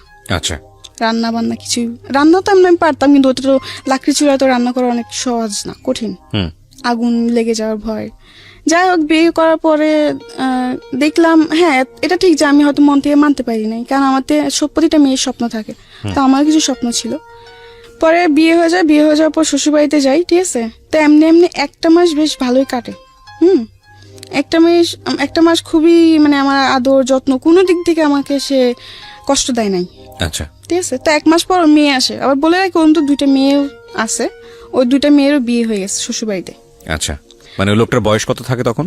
তখন আপনি 40, মানে 50-এর কাছাকাছি। মাই গুডনেস, ওর হাজবেন্ডের বয়স ছিল 50-এর কাছাকাছি। এবং উনি, আপনি কত নম্বর ওয়াইফ ছিলেন ওনার? 4 নাম্বার। 4 নাম্বার। চিন্তা করে দেখেন অবস্থা। ওকে, বলেন তারপর। 4 নম্বর ওয়াইফ, কিন্তু এটা কেউ জানতো না যে ও ওর 3টা বিয়ে করছে আগে। আপনার ফ্যামিলি কেউ জানতো না? না, সবাই এটা গোপন করছে। ঠিক আছে, ওকে, গোপন করে কেউ জানে না, সবাই জানে যে একটা বিয়ে করছে, বউ পালায় চলে গেছে, এই জন্য সে আরেকটা বিয়ে করে এমনি তার একা থাকা যায় না, কেউ তো দরকার। তো যাই হোক, এমনি করে বিয়েটা করে। একটা মাস পুরোপুরি ঠিক, 1 মাস পর ওর মেয়ে আসে। তো মেয়ে আসে, আমি রান্না বান্না করি যেটুকু পারি, আমার ক্ষমতা যেটুকু আমি রান্না বান্না করি। আর আমার হাজব্যান্ড একটা অভ্যাস কি ছিল, ওর মেয়ে এসে কিন্তু কোন ছেলে সন্তান নাই। আচ্ছা, ও সবসময় খালি বলতো যে আমার ছেলে লাগবে, আমার ছেলে লাগবে, খালি ছেলে ছেলে করতো। তো আমি একদিন প্রশ্ন করলাম যে ছেলে আর মেয়ে তো কেউ বানায় না, এটা তো আল্লাহ সৃষ্টি, যা যা সৃষ্টি যে করে তাই তো বুঝবে, তাই না? এখন তোমাকে যদি আল্লাহ ছেলে না দিয়ে মেয়ে দেয়, তখন মেয়ে হলে ভালো, আর যদি ছেলে তো আরো বেশি ভালো, মানে ওর ছেলে ছেলে এরকম একটা কি জিনিস। ওকে, তো যাই হোক, ওর মেয়ে আসে, আসার পরে একটা জিনিস দেখলাম, 2-3 দিন বেশ ভালো, 2-3 দিন পরে সে একটু পাল্টে গেছে, একটু অন্যরকম হয়ে গেছে। মানে আমার সাথে বেশি কথা বলে না, ঠিক আছে, ছোটখাটো জিনিস নিয়ে রাগারাগি, চিল্লা পাল্লা, মারধর করতো। এমনি এমনি বেশ ভালোই এরকম অত্যাচার আমার উপর চলতেছে। মেয়ে যাওয়ার পর এটা আরো বেশি বেড়ে যায়। আচ্ছা, বন্ধুদেরকে নিয়ে বাসায় মদ নিয়ে এসে আড্ডা মারা, ঠিক আছে, রাতে 2টা-3টা পর্যন্ত আড্ডা দিত। আমাকে ঘুমাতে দিত, নিজেও ঘুমাতো না, তাদের জন্য আমার বসে থাকতে হবে। এইসব আড্ডা শেষ হওয়ার পরে ও বন্ধুদেরকে বিদায় দিয়ে পরে ও ঘরে আসবে, পরে আমাকে ঘুমাতে হবে। আমি আগে ঘুমাই গেলে এটার জন্য আমাকে বকবে, আমি আগে কেন ঘুমাই যাই। এরকম ভাবে আমার উপর অনেক অত্যাচার করে সে, ঠিক আছে। এমনি এমনি প্রায় 2-2.5 মাস কাটে। আমার হাজব্যান্ড বাসা আমি 3 মাসও থাকি না, ঠিক আছে। তো 2.5 মাস পর আমি জানতে পারলাম যে আমি মা হব। মাই গুডনেস, আমি প্রেগনেন্ট, আমি মা হব। 2.5 মাস তখন আমি বুঝতে পারতাম না তখন। তো একদিন হঠাৎ করে খুব মাথা ঘুরতেছিল, মানে মাথা ঘুরতো। বুঝতে পেরেছি, আপনি যে সিমটমটা বুঝতে পেরেছেন যে আপনি মা হবেন। হ্যাঁ, তারপর কি হলো? পরে ও তো খুশি। এটা সবাই জানতো না, খুব কমই জানতো, সবাইকে এতটা জানানো হয় নাই। ও খালি বলতো ছেলে ছেলে।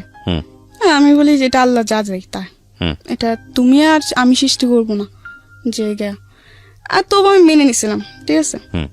যাই হোক, 2.5 মাসে প্রেগনেন্ট।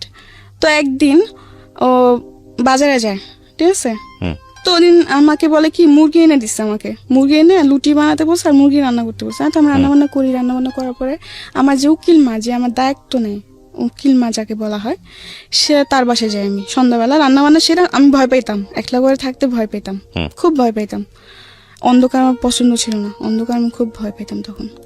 তো যাই হোক, পরে ওদিন আমি রান্নাবান্না জলদি জলদি সেরে সন্ধ্যার আগে আমি আমার উকিল মার বাসায় চলে যাই, একা বাসায় থাকতে পারতাম না। যাওয়ার পরে ওদিন ও যাদের সাথে কাজ করতো একটা লোক আসে। আসার পর অনেক কিছু বলার পর এগুলো ও শুনে, ঠিক আছে। শোনার পরেও ও আসার পর আমাকে বলে তুমি এখানে বসে বাসাতে বের না হতে। উকিল মা বলে না, আমার হাজবেন্ড বলে, বাজার থেকে এসে আমাকে বলে তোমার এখানে বসে কোথাও না যেতে, কারোর সাথে কথা বলতে দিত না, কারোর সাথে দেখা করতে আমাকে দিত না। সে মানে বলতো খালি ঘরে থাকবা, চুপচাপ, কারোর সাথে বেশি কথা বলবো না। তার কারণ তার থেকে মনে হতো কি যে আমাকে হয়তো কেউ যুক্তি দিবে, কুবুদ্ধি দিবে, এই সেই, হয় না বাচ্চা নষ্ট করার জন্য কুবুদ্ধি দিবে, এগুলো ভাবতো সে। ওকে, তো ঠিক আছে, এমনি কাটতে থাকলো। এর মধ্যে সে অত্যাচার করে আমাকে, যেমন সবকিছু নিয়ে, খাবার নিয়ে, গোসল নিয়ে, রাত্রে ঘুমানো নিয়েও ডিস্টার্ব করে। মানে ডিস্টার্ব বলতে কি, অত্যাচার করে, ছোটখাটো বিষয় নিয়ে জ্বালাতন। জি, মানে সবসময় একটা পুরুষ বাইরের দিকে মনোযোগ থাকতে হবে, সে ঘরের দিকে নয়। ঘরের দিকে কি মানে, এই কাজটা কেন করো নাই, তুমি এটা কেন করতে পারো না। আমি বলছি আমার শরীরটা ভালো লাগে না, আমি করি না, আমি পরে করবো, এটা কেন বলছি, এটা নিয়েও সে গায়ে হাত তুলতো, এরকম আর কি। যাই হোক, তো একদিন বাজার থেকে আসার পরে যেটা বললাম আর কি, যে একজন যে সে যেখানে কাজ করে ওখান থেকে একটা ভাই এসে আমাকে অনেক ধরনের কথাবার্তা বলে যে আপনি এগুলো কেন সহ্য করেন বা এই সেই, এগুলো শোনার পরে তো আমার উকিল মার বাসায় ছিলাম, ওখান থেকে আমাকে হাতটা টেনে বাসায় আনে, আমাকে বলে ঘরে চলো। আচ্ছা আচ্ছা, তো আমি বলছি আচ্ছা ঠিক আছে চলো। এটা ঘরে আনার পরে বল খাবার দাও, বিছানার উপর বসেছিল, আমি খাবার দিছি, ঠিক আছে। খাবার দেওয়ার পর 2বার মুখে দিয়ে আমাকে বলতেছে ও কি বলে তোমাকে, কি বলতেছিল ওরা। আমি বলছি কি বলতে, তুমি কি জানো না, তুমি তো সব শুনছো, আমি তো জানি তুমি অনেক আগে আসছো, আমি টের পাইছি ও যে বাজার থেকে আসছে, আমি বুঝতে পারছি। আচ্ছা, কিন্তু এটাও অভিনয় করছে, আমি বুঝতে পারিনি। তাই আমি তো বলছি তুমি তো জানো, তুমি তো শুনছো কি আমাকে কি বলছে বা কি বলে নাই। হ্যাঁ আমি শুনছি, কিন্তু আমি আবার তোর মুখ থেকে শুনো, তুই টাকা করতেছে, রেগে যাইতেছে। আর আমি মাঝে মাঝে মনে হয় যে ও একটু পাগল টাইপের, মানে এই ভালো আবার এই হঠাৎ করে খারাপ, মানে ওর কোনো মানসিক প্রবলেম আছে। ঠিক আছে, আমরা এখানে আর একটা বিরতি নিতে চাই প্রিয় শ্রোতা। 12টায় আমরা আবার বলার জন্য, তুমি জানো না তুমি কি করো, তুমি যা করো তাই তো বলতেছিল। ও বলছে যে, তাই নাকি? তো মানুষের যুক্তি নেস তো। আমি বলছি মানুষের যুক্তি কেন নিব, মানুষ যেটা সত্যি সেটাই তো বলে। এগুলো বলাপো আমাকে অনেক মারধর করে, ঠিক আছে, মারধর করে। আর মারধর করার পর আমি কান্না করতেছি, পরে চিৎকার চেঁচামেচি হয়েছে না, বকাঝকা, অনেক মারধর করে। তো আমার উকিল মা টের পায়, তখন রাত্রে প্রায় 11টার দিকে কাছাকাছি। তখন তো 11টা হলো গ্রাম অঞ্চল, নিরিবিরি একদম। যাই হোক, অনেক মারধর করার পরে অনেকজন ধরতে আসলে তাকে মারতে যায়। তার কথা যে এখন যদি কেউ ধরতে আসো তো সবাই মার খাবা। আচ্ছা। আমার হাজবেন্ড বলে ওকে, ওকে মেরে ফেলবো না কেটে ফেলবো, এটা আমার ব্যক্তিগত ব্যাপার। ও আমার বউ, ওকে আমার যা ইচ্ছে আমি তাই করবো। হ্যাঁ। আর যাই হোক, তো আমার উকিল মা এসে বলে যে এই অবস্থায় মারিস না, মারার দরকার নেই, ও যা করছে করছে, আচ্ছা ছোট ভুল হয়ে গেছে, বুঝতে পারি নাই। ও বলে কি না, ও মানুষের যুক্তি নেই। আর আমার উপর সন্দেহ করতো। ও ভাবতো যে অন্য কোনো ছেলের সাথে হয়তো আমার সম্পর্ক আছে, আচ্ছা, এটা সন্দেহ করতো। আর ফোন দিলে ফোন চেক করতো যে আমি কোনো ছেলের সাথে কথা বলি নাকি, যদি অন্য একটা নাম্বার দেখছে তাহলে বলছে কে, তো আমি কি জানি কে কোথা থেকে, আমি তো এরকম কিছু মানে জানি না, ঠিক আছে। যাই হোক, পরে একটা পর্যায়ে যখন আমার উকিল মা এই কথাটা বলে যে এরকম ভাবে মারিস না, হয়তো ওর ক্ষতি হবে, তো ও এক পর্যায়ে উঠে বলে কি যে এই বাচ্চা আমার না, মানে আচ্ছা, ওইটা অস্বীকার করতেছে। তো আমার রাগ উঠে গেছে, কি বললো এটা। পরে আমি বলছি আমি তুই টাঙ্গা করছি, আমি বলছি এটা তোর কি বাচ্চা না, বলছে না এটা আমার বাচ্চা না। তো আমি বলছি বেশ ভালো কথা, তোরও বাচ্চা না তো ঠিক আছে, এটার বাইচা থাকার কোনো অধিকার নাই। আমি এই কথা বলে মানে কান্না করতেছি, ঠিক আছে। তখন এই কথা ও শুনে পরে আমাকে মানে লাথি দিয়ে ফেলে দেয়। আচ্ছা, যার কারণে আমি খুব মাথায় খুব আঘাত পাই, এবং কি শরীরেও খুব আঘাত পাই। আর মাটিতে ও আমাকে এমন ভাবে মারতেছিল, মানে কি বলবো, জাস্ট পা দিয়ে মানে লাথি দিতেছিল। ওহো, এই প্রেগন্যান্ট থাকা অবস্থাতে? হ্যাঁ হ্যাঁ, এটা কোমরে, পেটে বা পিঠে, বুকে, মুখে, মানে যেখানে সে পারতেছে। আমি তো মাটিতে পড়ে গেছি, ঠিক আছে। যাই হোক, অনেক মারধর করে। পরে একটা পর্যায়ে ও একটা লাইট থাকে, মানে গ্রামে তো অনেক লাইট দিয়ে চলাফেরা করা হয় যেহেতু কারেন্ট নাই, তো একটা লাইটার ছিল ওর, স্টিলের, সিলভারের, ঠিক আছে। ওইটা দিয়ে আমার একটা মাথায় বাড়ি মারে। পরে আমি আর বলতে পারি, আমি সেন্সলেস হয়ে পড়ে যাই। ওহো, ঠিক আছে। পরে কি হয় না হয় তা আমি জানি না, ঠিক আছে। যখন আবার আমি চোখ খুলি তখন দেখতে পারি যে ও আমার মাথায় পানি ডালতিছে, ঠিক আছে, মানে আমার হাত পা মুছে দিতেছে, কান্নাকাটি করতেছে। আর এর মধ্যে আমার খুবই খারাপ অবস্থা হয়ে গেছে, ঠিক আছে। আমি প্রায় এই ঘটনার পরে আমি প্রায় 1.5 মাস অসুস্থ ছিলাম। আর এই ঘটনার পরে আমার বেবিটা নষ্ট হয়ে যায়। আচ্ছা, যাই হোক, নষ্ট হয়ে যাওয়ার পরে আমি তো অনেক অসুস্থ ছিলাম। এই সব খবর আমার মার কানে যায়, বাবার কানে যায়। তো আমার ফ্যামিলির থেকে আমাকে নিতে আসে, তো ওদিন আমাকে নিয়ে যায়, ঠিক আছে। নিয়ে যাওয়ার পর আমি প্রায় 1.5 মাস অসুস্থ ছিলাম, অনেক অসুস্থ হয়ে পড়ছি, ঠিক আছে। অসুস্থ হওয়ার পর 1.5 মাস পর আমি মোটামুটি একটু সুস্থ। তখন সে মেম্বার চেয়ারম্যান নিয়ে আসে, তার কথা যে তার বাচ্চা নষ্ট করে ফেলছে আমি। ওহো, কিন্তু এটা আমি নষ্ট করি নাই, ওর বাচ্চা, বেসিক্যালি ওর আচরণের কারণেই হয়েছে। ওর আচরণের কারণে হয়েছে, কিন্তু ও পুরা দোষ আমাদের উপর ফেলতেছে যে আমরা নষ্ট করে ফেলছি, কিন্তু আসলে তো তা না। যাই হোক, এগুলো অনেক গ্যাঞ্জাম হয়েছে। ও মেম্বার চেয়ারম্যান আনলো, এটা আনলো, সেটা আনলো, অনেক কিছু আমাকে নিয়ে যাবে, ঠিক আছে। ওই ঘটনা পরে আমি আবার যাই ওর বাসায়, আবার যাই, সে একই আচরণ, সবাই কাছে বলছি ঠিক আছে আমি যা করছি ভুল করছি, আমি আর এরকম করবো না। তো ওর উপর আমি আরেকবার বিশ্বাস করে আবার যাই। যাওয়ার পর সে একই আমার আচল করে, ঠিক আছে। যাক, পরে আবার চলে আসি। পরে আমি বলি যে আমি ওর কাছে আর যাবই না। তো আমার বাপ মাও বলে যে ঠিক আছে, একবার আমাদের কথা শুনে গেছোস, যখন ও ভালোই হয় নাই তো আর যাওয়ার দরকার নাই, তোর যেটা ভালো লাগে তুই সেটাই কর। তো আমি বলছি ঠিক আছে, আমি ওর সংসারে আর যাবো না, আমি ঢাকায় চলে যাবো। আচ্ছা, মানে ওই ঘটনার পর আমি আমার হাজবেন্ডের বাসায় যাইনি, আমি ঢাকায় চলে আসি। এরপরে ওর কি হয়েছে না হয়েছে, ও এখনো বেঁচে আছে কি না তা আমি জানি না। ঢাকায় চলে আসি। ঢাকা চলে আসার পরে একটা বাসায় কাজ নিই আবার। তো বাসায় কাজ ছেড়ে আবার ওই যে বললাম হসপিটালে যে চাকরিটা, আচ্ছা, হসপিটালে একটা চাকরি নিই। আচ্ছা, ওই যে সেটা তো ব্যাকে আপনি বলেছিলেন হসপিটালে চাকরি না, এবং ওখানে চাকরি করতে করতে আপনার একটা ছেলের সঙ্গে পরিচয় হয় মূলত মোবাইল চালাতে গিয়ে, ফ্ল্যাশব্যাকে গিয়ে আপনি যেটা বলেছিলেন। হ্যাঁ, এটা ওই মানে ছেলেটার নাম কি ছিল? ছেলেটার নাম রিয়াদ ছিল। আচ্ছা, রিয়াদের সঙ্গে পরিচয়। হ্যাঁ, তারপর তো ওই যে বিয়ের পরে চলে আসলাম ঢাকায় এসে চাকরি করে, চাকরি শেষে ফোন কিনলাম, ফোনের মাধ্যমে ওই ছেলের সাথে আমার পরিচয়, রিয়াদের সঙ্গে পরিচয়। রিয়াদের সামনে আমার পরিচয়। তো যাই হোক, এমনি আস্তে আস্তে ওর সাথে কথাবার্তা বলি। মানে ও আমার ওই সময়টা আমি খুব একা ছিলাম, আমার মন অতটা খারাপ ছিল যে তোর মনে হতাম যে কেউ দরকার যে আমাকে সামলাবে, বা কারণ যেমনই হোক আমার জীবন অনেক কিছু ঘটে গেছে। আচ্ছা, তো দেখতেছি ওকে আমি আবার সবকিছু বলছি, আমার যে আমার বিয়ে হয়েছে বা কিছু সবকিছু বলছি। তো আমাকে একটা কথা বললো কি, হ্যাঁ মানুষ জীবন হতেই পারে, এটা কোনো ব্যাপার না। ও আমাকে এই সাহসটা দিয়ে আমার মন জয় করে নিছে যে ও আমাকে এতটা সাপোর্ট দিতেছে, মানে আমি ওর উপর একটা বিশ্বাস করতে শুরু করলাম। যাই হোক এমনি আস্তে আস্তে কথাবার্তা বলতে বলতে বলতে বলতে একটা পর্যায়ে ওকে ওকে অনেক ভাল লাগতে শুরু হলো আমার, ঠিক আছে। ওকে না দেখলে আমার ভাল লাগতো না, বা ওর সাথে কথা না বললে আমার ভাল লাগতো না, মানে অন্যরকম একটা অনুভূতি হয়ে গেছে ওর জন্য, জি, ঠিক আছে। তো এমনি একদিন দেখা করলাম, এরপর আর একদিন দেখা করলাম, যাক পরিচয় হওয়ার পরে ওটাওয়ারি 2 দিন দেখা করলাম, কয়েকদিন পর পরে দেখা করছি। 2 দিন দেখা করার পরে আরেকদিন দেখা করতে গেছি, ঠিক আছে। তখন আমাকে বলে কি যে চলো আজকে তুমি আমার বাসায় চলো। আমি বলছি কেন, আমি বাসায় কেন যাব? বলে যে এমনি চলো না। আমি বলছি না, আমি যাবো না। তা ও বলে কি আজকে যদি তুমি আমার বাসায় না, তাহলে ভাববো যে তুমি আমাকে লাভই করো না, সবকিছু টাইম পাস করতেছো, আমাকে এরকম বলতো। আমি বলছি টাইম পাস মানে আমি তোমাকে সত্যি লাভ করি। বলছে না, এটা প্রমাণ দাও। তো আমি বলছি আমি তোমার বাসায় যেতে যেটা প্রমাণ হয়ে যাবে, এটা কোন ধরনের কথা?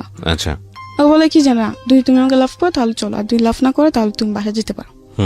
আমাকে 2টা অপশন দিচ্ছে। আচ্ছা, তাও আমি বলছি আচ্ছা ঠিক আছে, যখন তুমি এটাই বলতেছো যে তোমার ভালোবাসা প্রমাণ দিতে তোমার সাথে তোমার বাসায় যেতেই হবে, আচ্ছা ঠিক আছে আমি তোমার বাসায় যাব। এটা বলে ও আমাকে নিয়ে বাসে উঠলো। তখন খালি শ্যামলী শ্যামলী নামই শুনছি, শ্যামলী কোন জায়গায় এটা আমি জানতাম না। তো ওদিনও আমাকে শ্যামলীতে নিয়ে যায়, বাসার নাম দিয়ে শ্যামলীতে নিয়ে যায়। আচ্ছা, শ্যামলীতে নিয়ে যাওয়ার পরে হোটেলে ঢুকবে, তখন আমি ঢুকতে চাই নাই। আমি বলছি তুমি বলছো বাসা, এটা কোন জায়গায় নিয়ে আসলে? বলে এটা শ্যামলী। আমি বলছি এটা কার বাসা? এটা বাসা, এটা হোটেল। তো আমি বলছি আমি এখানে যাব না। তো যে আমার বাসায় তো একটু প্রবলেম আছে, এই জন্য তোমাকে এখানে আনা। তো আমি বলছি না, আমি যাব না, আমি বাসায় চলে যাব, ঠিক আছে। তো সে একইভাবে আবার বলতেছে তার মানে তুমি আমাকে লাভ করো না, এগুলো বলে। তো যেহেতু আমি ওর প্রতি অনেকটা দুর্বল ছিলাম, তো আমি বলছি না, আমি তোমাকে লাভ করি। তো আমি বলছি আচ্ছা ঠিক আছে আমি যেতে পারি, কিন্তু একটা শর্ত। তো আমাকে বলে কি শর্ত? হ্যাঁ আমি যাব, কিন্তু তুমি আমাকে প্রমিস করো যে তুমি আমার গায়ে টাচ করবে বা আমার কাছে আসার চেষ্টা করবে না। তো আমাকে বলে আচ্ছা ঠিক আছে প্রমিস করলাম, চলো। আচ্ছা বেশ ভালো কথা। ওদিন গেলাম, বাসায় অনেক মিথ্যা কথা বলছে খালাম্মাদের সাথে। অনেক মিথ্যা কথা বলতে কি, আমি বলছি দেখো আমার একটা বান্ধবীর বার্থডে, তো আমি ওদের বাসায় থাকবো। তো আমার খালাম্মা বলে কিসের বান্ধবী, আজ পর্যন্ত তো কোনদিন শুনি না এই কথা, আজকে হঠাৎ? আমি বলছি সবসময় শুনতো এরকম কথা, মানে অনেক কিছু উজাহর দিই। দেওয়ার পর বলে যে আচ্ছা ঠিক আছে। আমার খালাম্মা বলে সকাল সকাল চলে আসিস, বেশি ইয়া করিস না, এরকম বলে, ঠিক আছে। তখন আমি বলি যে আচ্ছা ঠিক আছে। এটা বলে খালাম্মাদের ফোন দিয়ে বলে দিই। বলে দেওয়ার পর ওদিন আমি ওদিন শ্যামলীতে যাই। যাওয়ার পর আমাকে হোটেল নিয়ে উঠার পর একটা রুম বুকিং করে ও বিরিয়ানি আনায়, 7 আপ আনার পর আমাকে ও নিজের হাতে বিরিয়ানি খাওয়াই দিচ্ছে। আমি বলছি আমি খাবো। ও বলছে না আমি খাওয়াই দিই। ওদিন এত ভালোবাসা কোথাতে উতাল দিয়ে চলে আসছে আল্লাহ জানে। আমার নিজেরও খুব অবাক হইতেছিল ওদিন, যে যেই ছেলে ঠিক মতো কথাও বলতো না, এখন নাকি সে আমাকে ভাত খাওয়াই দিতেছে। বাহ ভালোই। আর যাই হোক অনেক গল্প টল্প করছি। তখন রাত্রের 12টা 12:30 বাজে। আপনার হোটেলের গেট তালা মেরে ফেলে 10টা 10:30টার দিকে। ঢুকলেও নাকি বুড়ার নিকারে ফটোকপি টটোকপি লাগে। তো আমরা যেদিন গেছি ওদিন কিছু লাগে নাই, ঠিক আছে। ওদিন জাস্ট একটা লোক আসছে, এসে কিছু নাম টাম নিয়ে একটা ফটো নিয়ে রুমটা বুকিং দিয়ে দেয়। ওকে, ঠিক আছে। আচ্ছা যাই হোক খাওয়া দাওয়া সেরে আমরা গল্প টল্প করে টিভি দেখে, তো আমার ঘুম আসতেছে রাত্রে 12:30 1টা বাজে তখন। তো আমি বলছি আমি ঘুমাবো। তোমার কাছে ঠিক আছে ঘুমাবো। তো আমি বলছি তুমি ওই সাইডে ঘুম, আমি এই সাইডে ঘুমাই, এরকম ভাবে আর কি শুলাম। শোয়ার পর রাত্রে 2টা 2:30টার দিকে দেখলাম যে সে মানে তার মতলব বেশি ঠিক না। আপনি 2:08টার সময় একটা ছেলের সঙ্গে আপনি একই কক্ষে আছেন, এখানে মতলব ঠিক না হওয়া মানে ঠিক, তার মতলব শুধু দোষ দিচ্ছেন কেন? এটা তো দোষ না, আপনারও। কারণ আমি তো তাকে আগে থেকে বলে দিচ্ছি, ঠিক আছে। এখানে একটা পারসেপশনের ব্যাপার আছে। প্রথম কথা হচ্ছে যে আপনার বয়স অনেক অল্প, সেটা ঠিক আছে, কিন্তু আপনার অভিজ্ঞতা জায়গাটা তো অল্প না। এবং আপনি দেখেন প্রথম থেকেই আমি একটা জিনিস আপনাকে খেয়াল করেছি, আপনার অনেস্টি। প্রত্যেকটা বাসায় আপনি গেছেন, নিজের পরিবারে থাকতে ভালো লাগে না, কাজের জন্য গেছেন, যেখানে আপনি দেখেছেন অন্যায় আচরণ হচ্ছে আপনি সেখান থেকে চলে আসছেন। জি জি চলে আসছেন তার মানে ধরে নিতে হচ্ছে আপনার ইন্টেনশন ভালো ছিল, কিন্তু আপনি এটাও খুব ভালো করে জানেন যে একটা ছেলের সঙ্গে কিভাবে মিশলে সেই ছেলেটা আপনার সুযোগ নিতে পারে, অবশ্যই জানেন। অবশ্যই, তো অবশ্যই। জানার পরে আপনি যখন তাকে এরকম একটা কক্ষে আপনি তাকে নিচ্ছেন এবং আপনারা একসাথে স্টে করবেন, সেখানে আপনি আশা করছেন যে সে আপনার সঙ্গে ঋষি পুরুষের মতো আচরণ করবে। এটা কি মানে অন্যায়? এটা একটা এটা এটা এটা নিজের জায়গা থেকে বোঝাটা কি ঠিক থাকলো? এটা তো আপনি না, এটা আমার বোঝা যায় থেকে ঠিক ছিল না দেখে তো আজকে এরকম। এক্স্যাক্টলি। সো আপনি এটাকে স্বীকার করতে হবে যে এটা আপনার হ্যাঁ, ভুল এটা ছিল। আমার ভুল, এটা আমার ভুল। কিন্তু okay, ওদিন তারপর? আমি যে ওকে ওখান থেকে যে আমি ওর সাথে ঝগড়া করে বের হয়ে আসবো, এমনও কোনো পথ আমার ছিল না। যদি ওরকম যদি থাকতো আমি ওদিন সত্যি বের হয়ে আসতাম। ওকে, রাতে 2টা-2:30 তখন আমি না পাবো গাড়ি, না আপনি একই সঙ্গে একটা রুমের মধ্যে আছেন মানে হ্যাঁ এখানে তো- না, ও আমার বিশ্বাসটা অর্জন করছে, ঠিক আছে। আমি মনে করি যে সবাই তার পৃথিবীতে খারাপ না, কেউ তো ভালো আছে। ঠিক আছে, বলেন তারপর। আপনার এরকম জায়গাতে যাওয়াটাই উচিত হয়নি, এখানে গিয়ে তাকে হ্যাঁ, টেস্ট আমার করার দরকার এরকম ছিল না। যাওয়াটা উচিত হয়নি। এটা আমি অপরাধ নিজেকে দোষারোপ করি যে আমার একটা মিস্টেকের কারণে এরকম হয়েছে, ঠিক আছে। এটা আমি নিজেকে দোষারোপ দিই, এটা আমার দোষ, এটা কারো দোষ না। যাই হোক, পরে গেলাম, ও আমার সাথে অনেক খারাপ আচরণ করে, ঠিক আছে। মানে ওর সাথে আমার কি বলবো। ঠিক আছে, আমরা বুঝতে পেরেছি বিষয়টা। তারপর কি? আচ্ছা, যাই হোক, পরে ওদিন সকালে আমি খুব কান্নাকাটি করলাম যে তোমার উপর আমি এত বিশ্বাস করলাম আর তুমি এমন একটা কাজ করতে পারলা কি করে। বলে কি যে এটা তো স্বাভাবিক, এটা তো কিছু না, আর আমি তো তোমাকে লাভ করি এমনকি তোমাকে আমি বিয়ে করবো। আমাকে অনেক কিছু দিয়ে মানে আমার কান্না থামায়। তো ও আবার আমার খালাম্মাদের সাথে দেখা করতে আসছে। আমার খালাম্মা অসুস্থ ছিল, তো দেখা করতে আসছে। মানে অনেক কিছু ওদিন অনেক কিছু বুঝ দিল, ঠিক আছে। পরে ওরা অনেক কিছু কাজ করলো যেটা দেখে ওর প্রতি একটু আমি বিশ্বাস হয়ে গেছিল যে না, ও যা করছে মানলাম ভুল করছে, হয়তো আমারও কিছু অপরাধ ছিল তার জন্য এরকম হয়েছে, কিন্তু এখন তো আমাকে ছাড়ে নাই, ও তো এখনো আমার সাথে আছে এবং কি আমরা বিয়েও করবো। আমি বেশ ভালোই। তাই আমরা দেখা যাচ্ছে কয়েকদিন পর পরে আমাদের যাওয়া হতো, ঠিক আছে। ও আমাকে 2 দিন আগে জানাই দিত, আমি ওরকম ভাবে বাসার থেকে তৈরি হয়ে চলে যেতাম। আচ্ছা, এরকম উড়াউড়ি অনেকদিন চলতে থাকলো, ঠিক আছে। চলার পরে একটা পর্যায়ে আমার খালাম্মারা সন্দেহ করতে শুরু করে যে আসলে তুই কোথায় যাস, কার সাথে যাস। না এরপর আপনার রেগুলার এটা মেইনটেইন করতে। হ্যাঁ হ্যাঁ, রেগুলার বলতে ধর মাসে 2-3 বার এটা হতোই। যাই হোক, পরে আমার খালাম্মারা বকাঝকা করে যে তুই তো আর আগে এরকম কোনোদিন এরকম করিস না, তাহলে এখন কেন করতেছিস। তো আমি বললাম যে এমনি, অনেক কিছু বলে। পরে আমার খালাম্মা আমার সাথে ঝগড়া করে আমাকে এমনকি মারতেও আসে। যখন ওই ছেলের ব্যাপারে জানতে পারলো, কিন্তু এইসব সম্পর্কের ব্যাপারে ছেলের সাথে এটা জানতো না, কিন্তু এটা জানতো যে ওই ছেলের সাথে আমি কথা বলি। তো একটা পর্যায়ে আমার ফ্যামিলি যখন জানতে পারে, মানে আমার খালাম্মারা, যেমন আমার মামাতো ভাই, চাচা চাচা চাচা নাই, আমার জ্যাঠা আছে, যাই হোক, আমার খালাতো ভাই, ওরা যখন জানতে পারে তখন আমাকে একটা কথা বলছে যে ওই ছেলে ভালো না, তুই ওই ছেলের সাথে কথা বলিস না, জীবনে তো অনেক কিছুই করছোস, অনেক কষ্ট তো দেখছোস, এখন আর ওর সাথে মিশিস না, ওর তো জীবনে ধ্বংস করে দিব। আমাকে এইসব কথা আমি জানে না, ও এরকম কখনোই করবে না। আমি বিশ্বাস ছিল, ঠিক আছে। ও আমার খালাম্মাদের সাথে দেখা করতে আসে, তো ওদিন খালাম্মা দেখা করতে আসে ফল ফ্রুট নিয়ে টিয়ে, অসুস্থ ছিলেন, আমার খালাম্মা হার্টের প্রবলেম ছিল, ডাক্তার গেছিল। যাই হোক, আসার পর আমার খালাম্মার সাথে কথাবার্তা বলে, তো আমার খালাম্মা একটা কথাই বলে যে ওই ছেলে ভালো না, তুই ওর সাথে চলাফেরা করিস না, তুই ওর সাথে দূরে চলে যা, মানে ওর থেকে তুই দূরে চলে যা, কারণ ও তোর জন্য ভালো ছেলে না, ওর মতলব অন্যরকম। আমার খালাম্মা বললো আর কি। তো আমি কি যে বলো, তোমাদের সবই খারাপ হয়ে যায়, সবই তোমাদের জন্য খারাপ। তো আমার খালাম্মা বলে যে আজ তো বুঝতেছ না, কিন্তু একদিন বুঝবি ঠিকই, কিন্তু সেদিন বুঝে কোনো লাভ হবে না। তো আমার এইসব কথা বলার পর আমি কিছু বলি না, ঠিক আছে। তো যখনই ওর সাথে দেখতেছি যে আস্তে আস্তে ওর সাথে দেখা করাটা আমার বেশি বাড়তেছে, অতিরিক্ত। এটা মানে আমি যে এলাকায় থাকি ওই এলাকায় মানুষের নজরে পড়তেছে। তো এতে অনেক মানুষ অনেক কিছু বলে আমার খালাম্মা দেখে, পরে ওসব নিয়ে আমার সাথে ঝগড়াঝাটি করে খালাম্মা। তো একটা পর্যায়ে এমন হয় যে ওদের চেহারাটা দেখলে আমার বিশাল মতো লাগতো, আমার খালাম্মা দেখে আমি সহ্য করতে পারতাম, যে আমাকে ডাক দিত, শাসন করতো, এই জন্য। তো একটা পর্যায়ে আমি কি করে ওকে ফোন দিই, আমি বলি চলো আমরা রুম নিয়ে একসাথে থাকবো, আমরা রুম নিব, যেহেতু আমরা বিয়ে করবো, তো আমরা বিয়ে করে রুম নিয়ে নিই। বলছে আচ্ছা ঠিক আছে। তো আমাকে বলে তুমি রুম খুঁজো, আমাকে ছেলেটা বলে।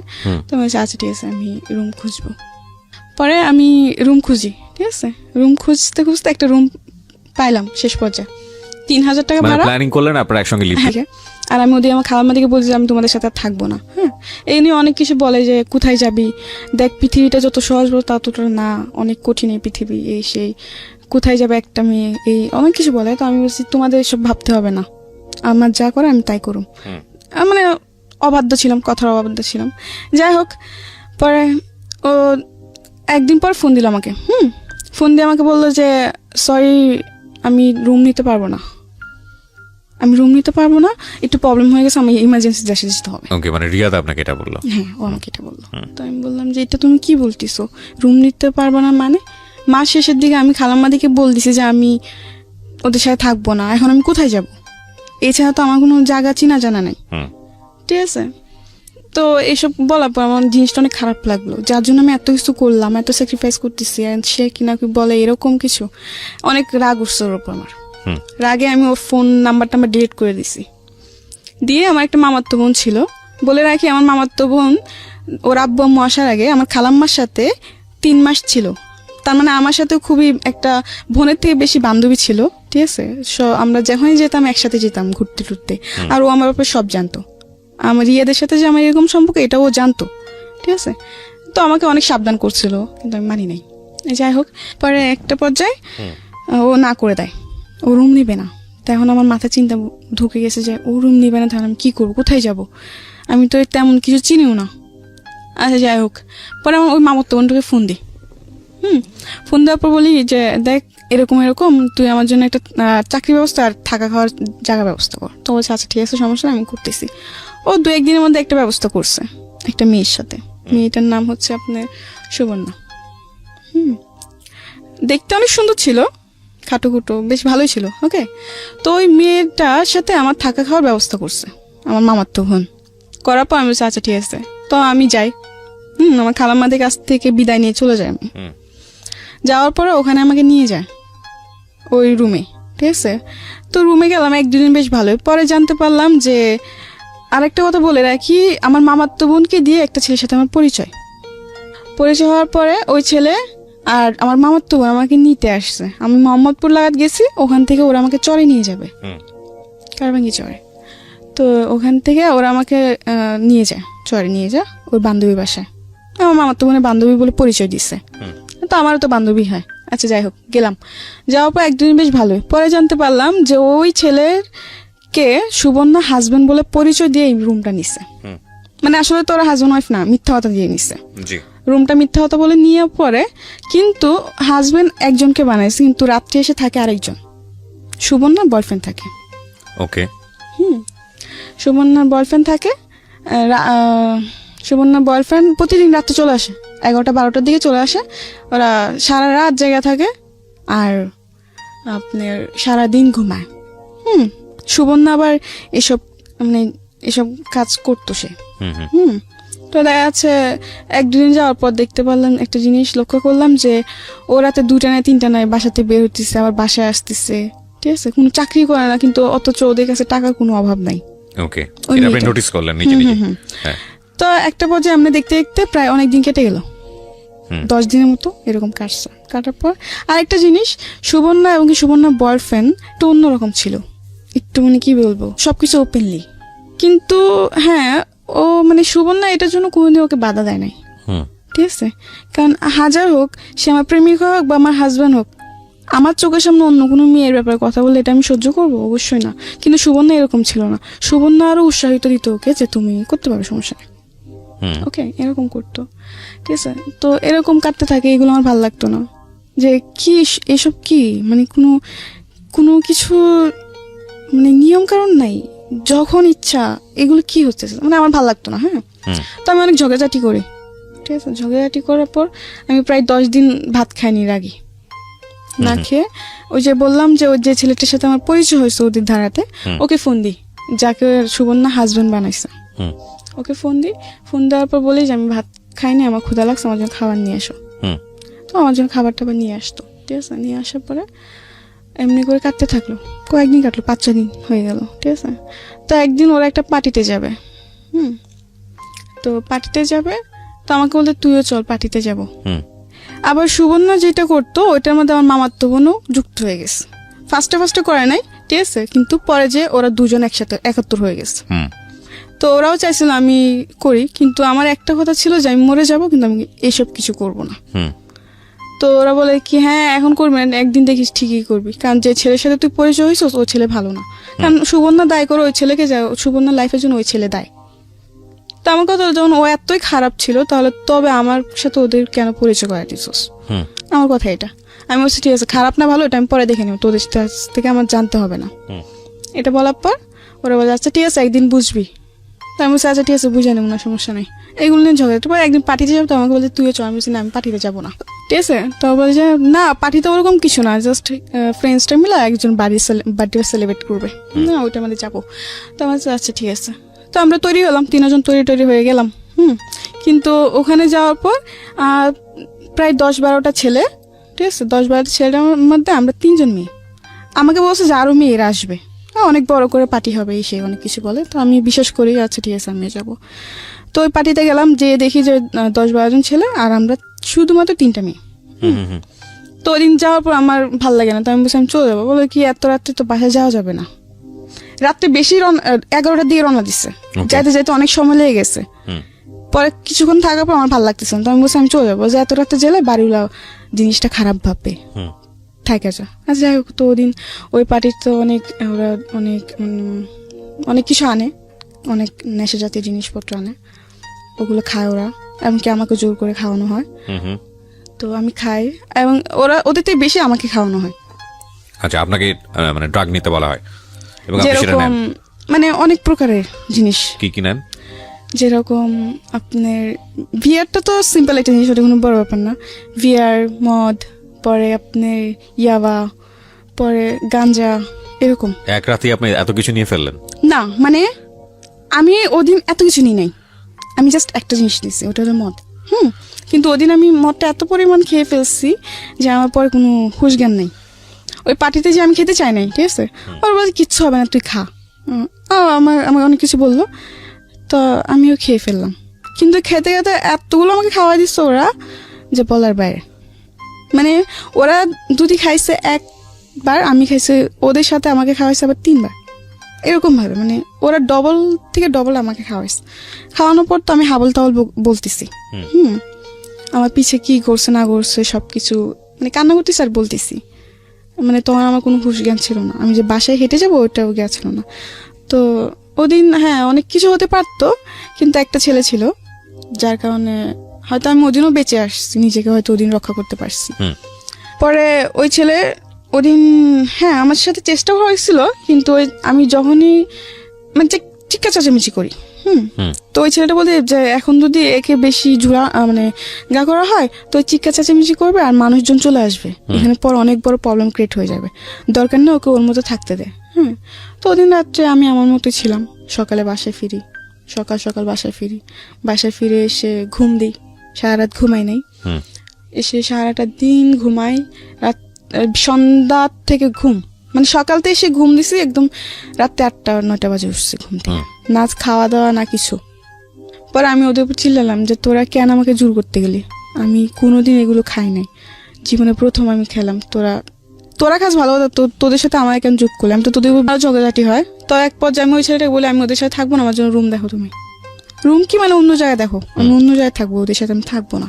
তো আচ্ছা ঠিক আছে দেখতেছি, কিন্তু এর মধ্যে আমি ওদেরকে বসে চাকরি খুঁজো, ওরা বলে কি আজকে না কালকে না পরশু, এরকম ভাবে অনেক উজাহার দেয়। তো একটা পর্যায়ে রুম ছেড়ে দিব, ঠিক আছে।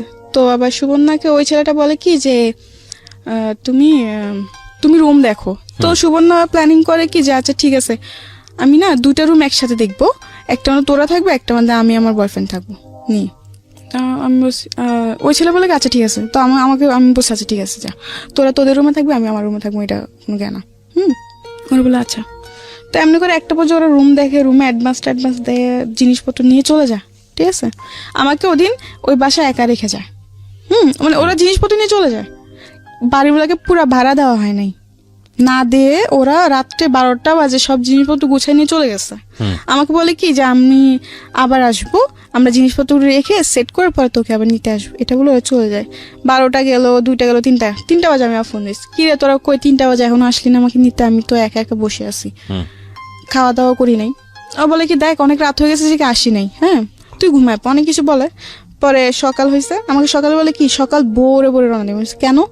যেন কেউ দেখতে না পারে। আমি বলছি কেন, আমি কি কোনো ডাকাতি করবো না, চুরি করবো না, আমাকে কেউ দেখতে পারবো না, আমি এই কথা বলি। তো বলে কি না ওরকম কিছু না, এমনি বসে যেমনি বসে এমনি আয় চুপচাপ। আমি বলছি আচ্ছা ঠিক আছে। তো আমি আমার জিনিসপত্র নিয়ে একটা রিক্সা নিয়ে চলে যাই, যেন কেউ না দেখতে পারে, Okay. চুপটি করে চলে যায়।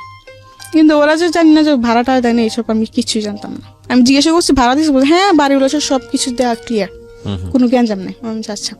যাই হোক, পরে একটা রিক্সা নিয়ে আমাকে বলে এমন এমন জায়গায়, তো আমি এমন এমন জায়গায় গেছি। যাওয়ার পর ফোন দিচ্ছি, ফোন দিয়ে বলে কি আসতেছি। এটা বলার পর ও বলে 2-3বার ফোন দিচ্ছি, দেওয়ার পর আসতেছে বলে আর আসে না। 1-2 ঘন্টা পার হয়ে গেছে, আসে না। তো একটা রাস্তার মধ্যে আমি একটা মেয়ে দাঁড়াইছিল, মানুষের নজর তো পড়বেই। সে সকাল থেকে দাঁড়াইছে, দুপুর পার হয়েছে, আসে না। একটা পর্যায়ে আমার ফোন অফ হয়ে যায়, চার্জ থাকে না, অফ হয়ে যায়। তখন ও আসে না। পরে একটা চাচা দেখে বললো কি ব্যাপার, তোমাকে এই সকাল থেকে দেখেন দাঁড়াইছো, চলো আমার বাসায় চলো, তুমি যত তোমার কেউ না আসবে তখন তুমি আমার বাসায় থাকো, রাস্তায় দাঁড়ালে মানুষ খারাপ বলবে। তো আমি বলছি আচ্ছা ঠিক আছে। ও চাচা আবার জিজ্ঞেস কার বাসায়, তখন আমি একটা মিথ্যা কথা বলছি যে আমার ভাবির বাসায় আসছি, দেশের থেকে আমি আমার ভাবির বাসায় আসছি, আমি আমার ভাবির বাসায় চিনি না, আমার ভাইয়া নিতে আসবে, এটা বলছি। কি বলবো, তখন তো আর কিছু বলার ছিল না।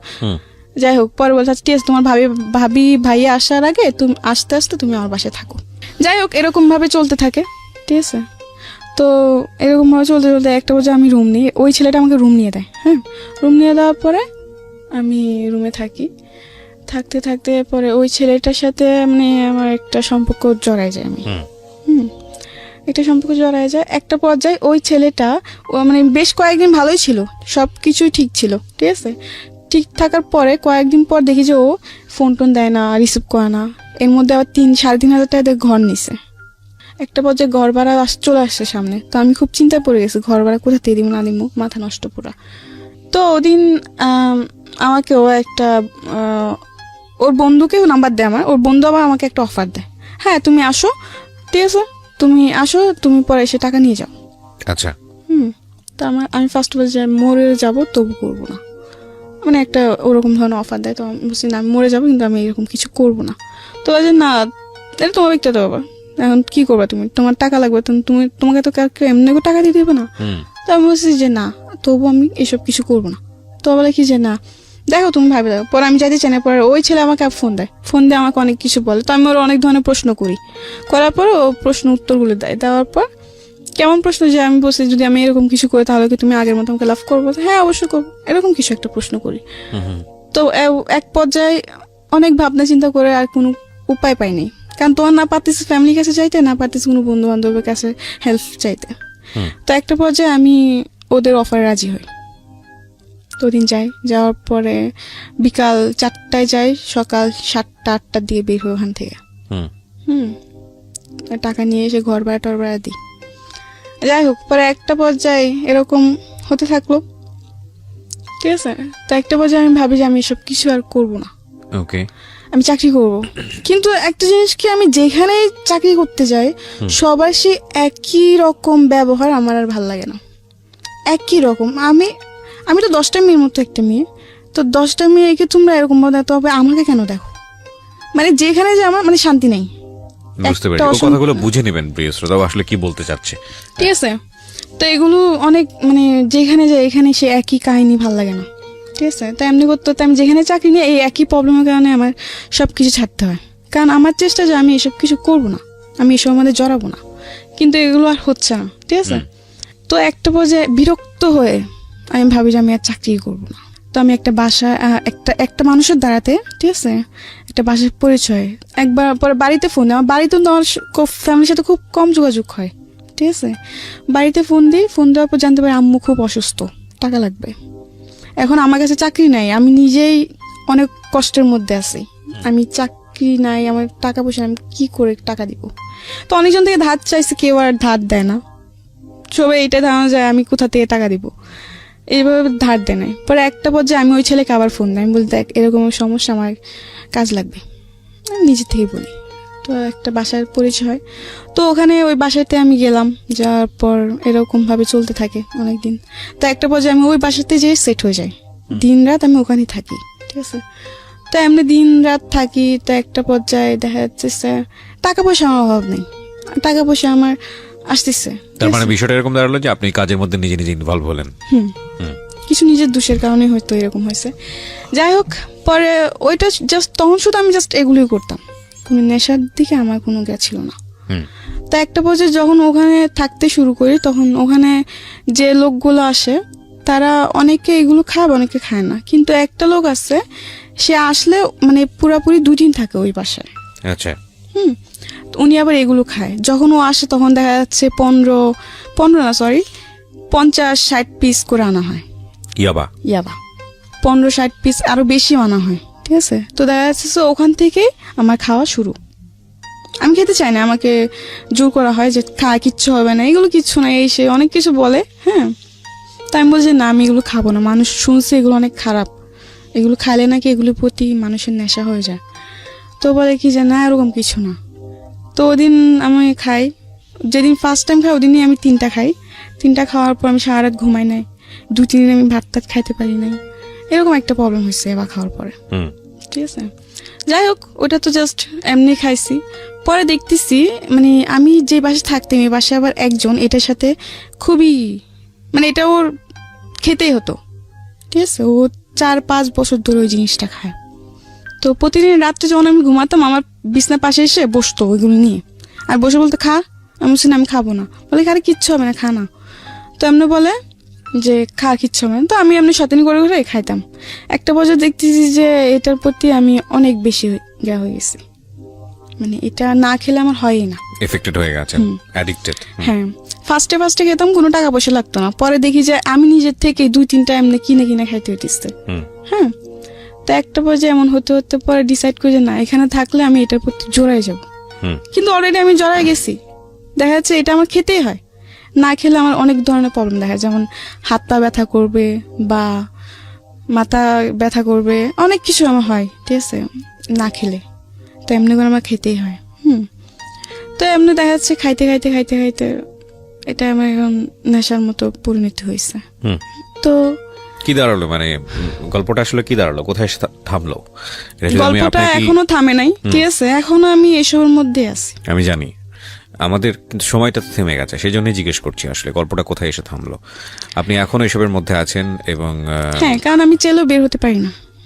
আমি সোজা যত কথায় চেষ্টা যদি করি। বলি যে প্রস্টিটিউশনে আপনি আছেন, আপনি ড্রাগে আছেন, কিন্তু আপনার ভিতরের বিবেক বোধটা মরে যায়নি বলেই আজকে আপনি সবকিছু ছেড়ে ছুড়ে দিয়ে অনেক রিস্ক নিয়ে আপনি আজকের এই অনুষ্ঠানে কারণ আমি এসেছেন। যে লোকদের সাথে থাকি তারা খুবই অন্য টাইপের। হ্যাঁ, দেখা যাচ্ছে আজকে যে আমি গাড়ি ভাড়াটা নিব, হ্যাঁ, এটা অনেক ভয়ে নিছি। বেশি বাড়াবাড়ি করলে ওরা খুব খারাপ আচরণ করে, কারণ ওরা মানে ওই ঘরের যে ভাইয়াটা আর যে আপুটা দুজনই নেশা করে, হাজবেন্ড ওয়াইফ। হাজবেন্ড ওয়াইফ দুজনই নেশা করে। তো দেখা যাচ্ছে খুবই থাকে ওরা, আমি খুব কি বলবো, রুড। হ্যাঁ, অনেক মানে কিছু না হতে হতে চিল্লাপাল্লা মারধর এগুলো শুরু করে দেয়। তা আমার কথা কি জানেন, যে জীবনে আমি অনেক ভুল করছি, ঠিক আছে, আমার সাথে হয়তো আমিও আমার ভুলের কারণে এরকম এমন একটা জীবন আমি পাইছি। কিন্তু এখন বুঝি আমি যে আসলে এই জীবনটা কতটুকু কষ্টজনক। একটা যেটা হচ্ছে যে ভুল আপনি শুধু করেছেন তা বলবো না আমি, আপনার পরিবারও করেছে, সবকিছু মিলিয়ে আপনার দারিদ্র অবস্থা সবকিছু মিলিয়ে ভুলে ভরা একটা জীবন এবং 17 বছর বয়সেই ভয়ঙ্কর রকমের পরিণতি। এখান থেকে বের হয়ে একটা স্বপ্ন দেখেন না, সুন্দর একটা স্বপ্ন, কি একটা করবো, বাচ্চা, একটা পৃথিবীতে সংসার। যার হাতে ধরছি, ঠিক আছে, এই পথে আমি যার হাতে ধরছি সে শুধু নিজের স্বার্থটা দেখছে, নিজের সোজা স্বার্থটা। বাংলায় যদি বলি সেক্স ছাড়া অন্য কিছু বোঝেনি।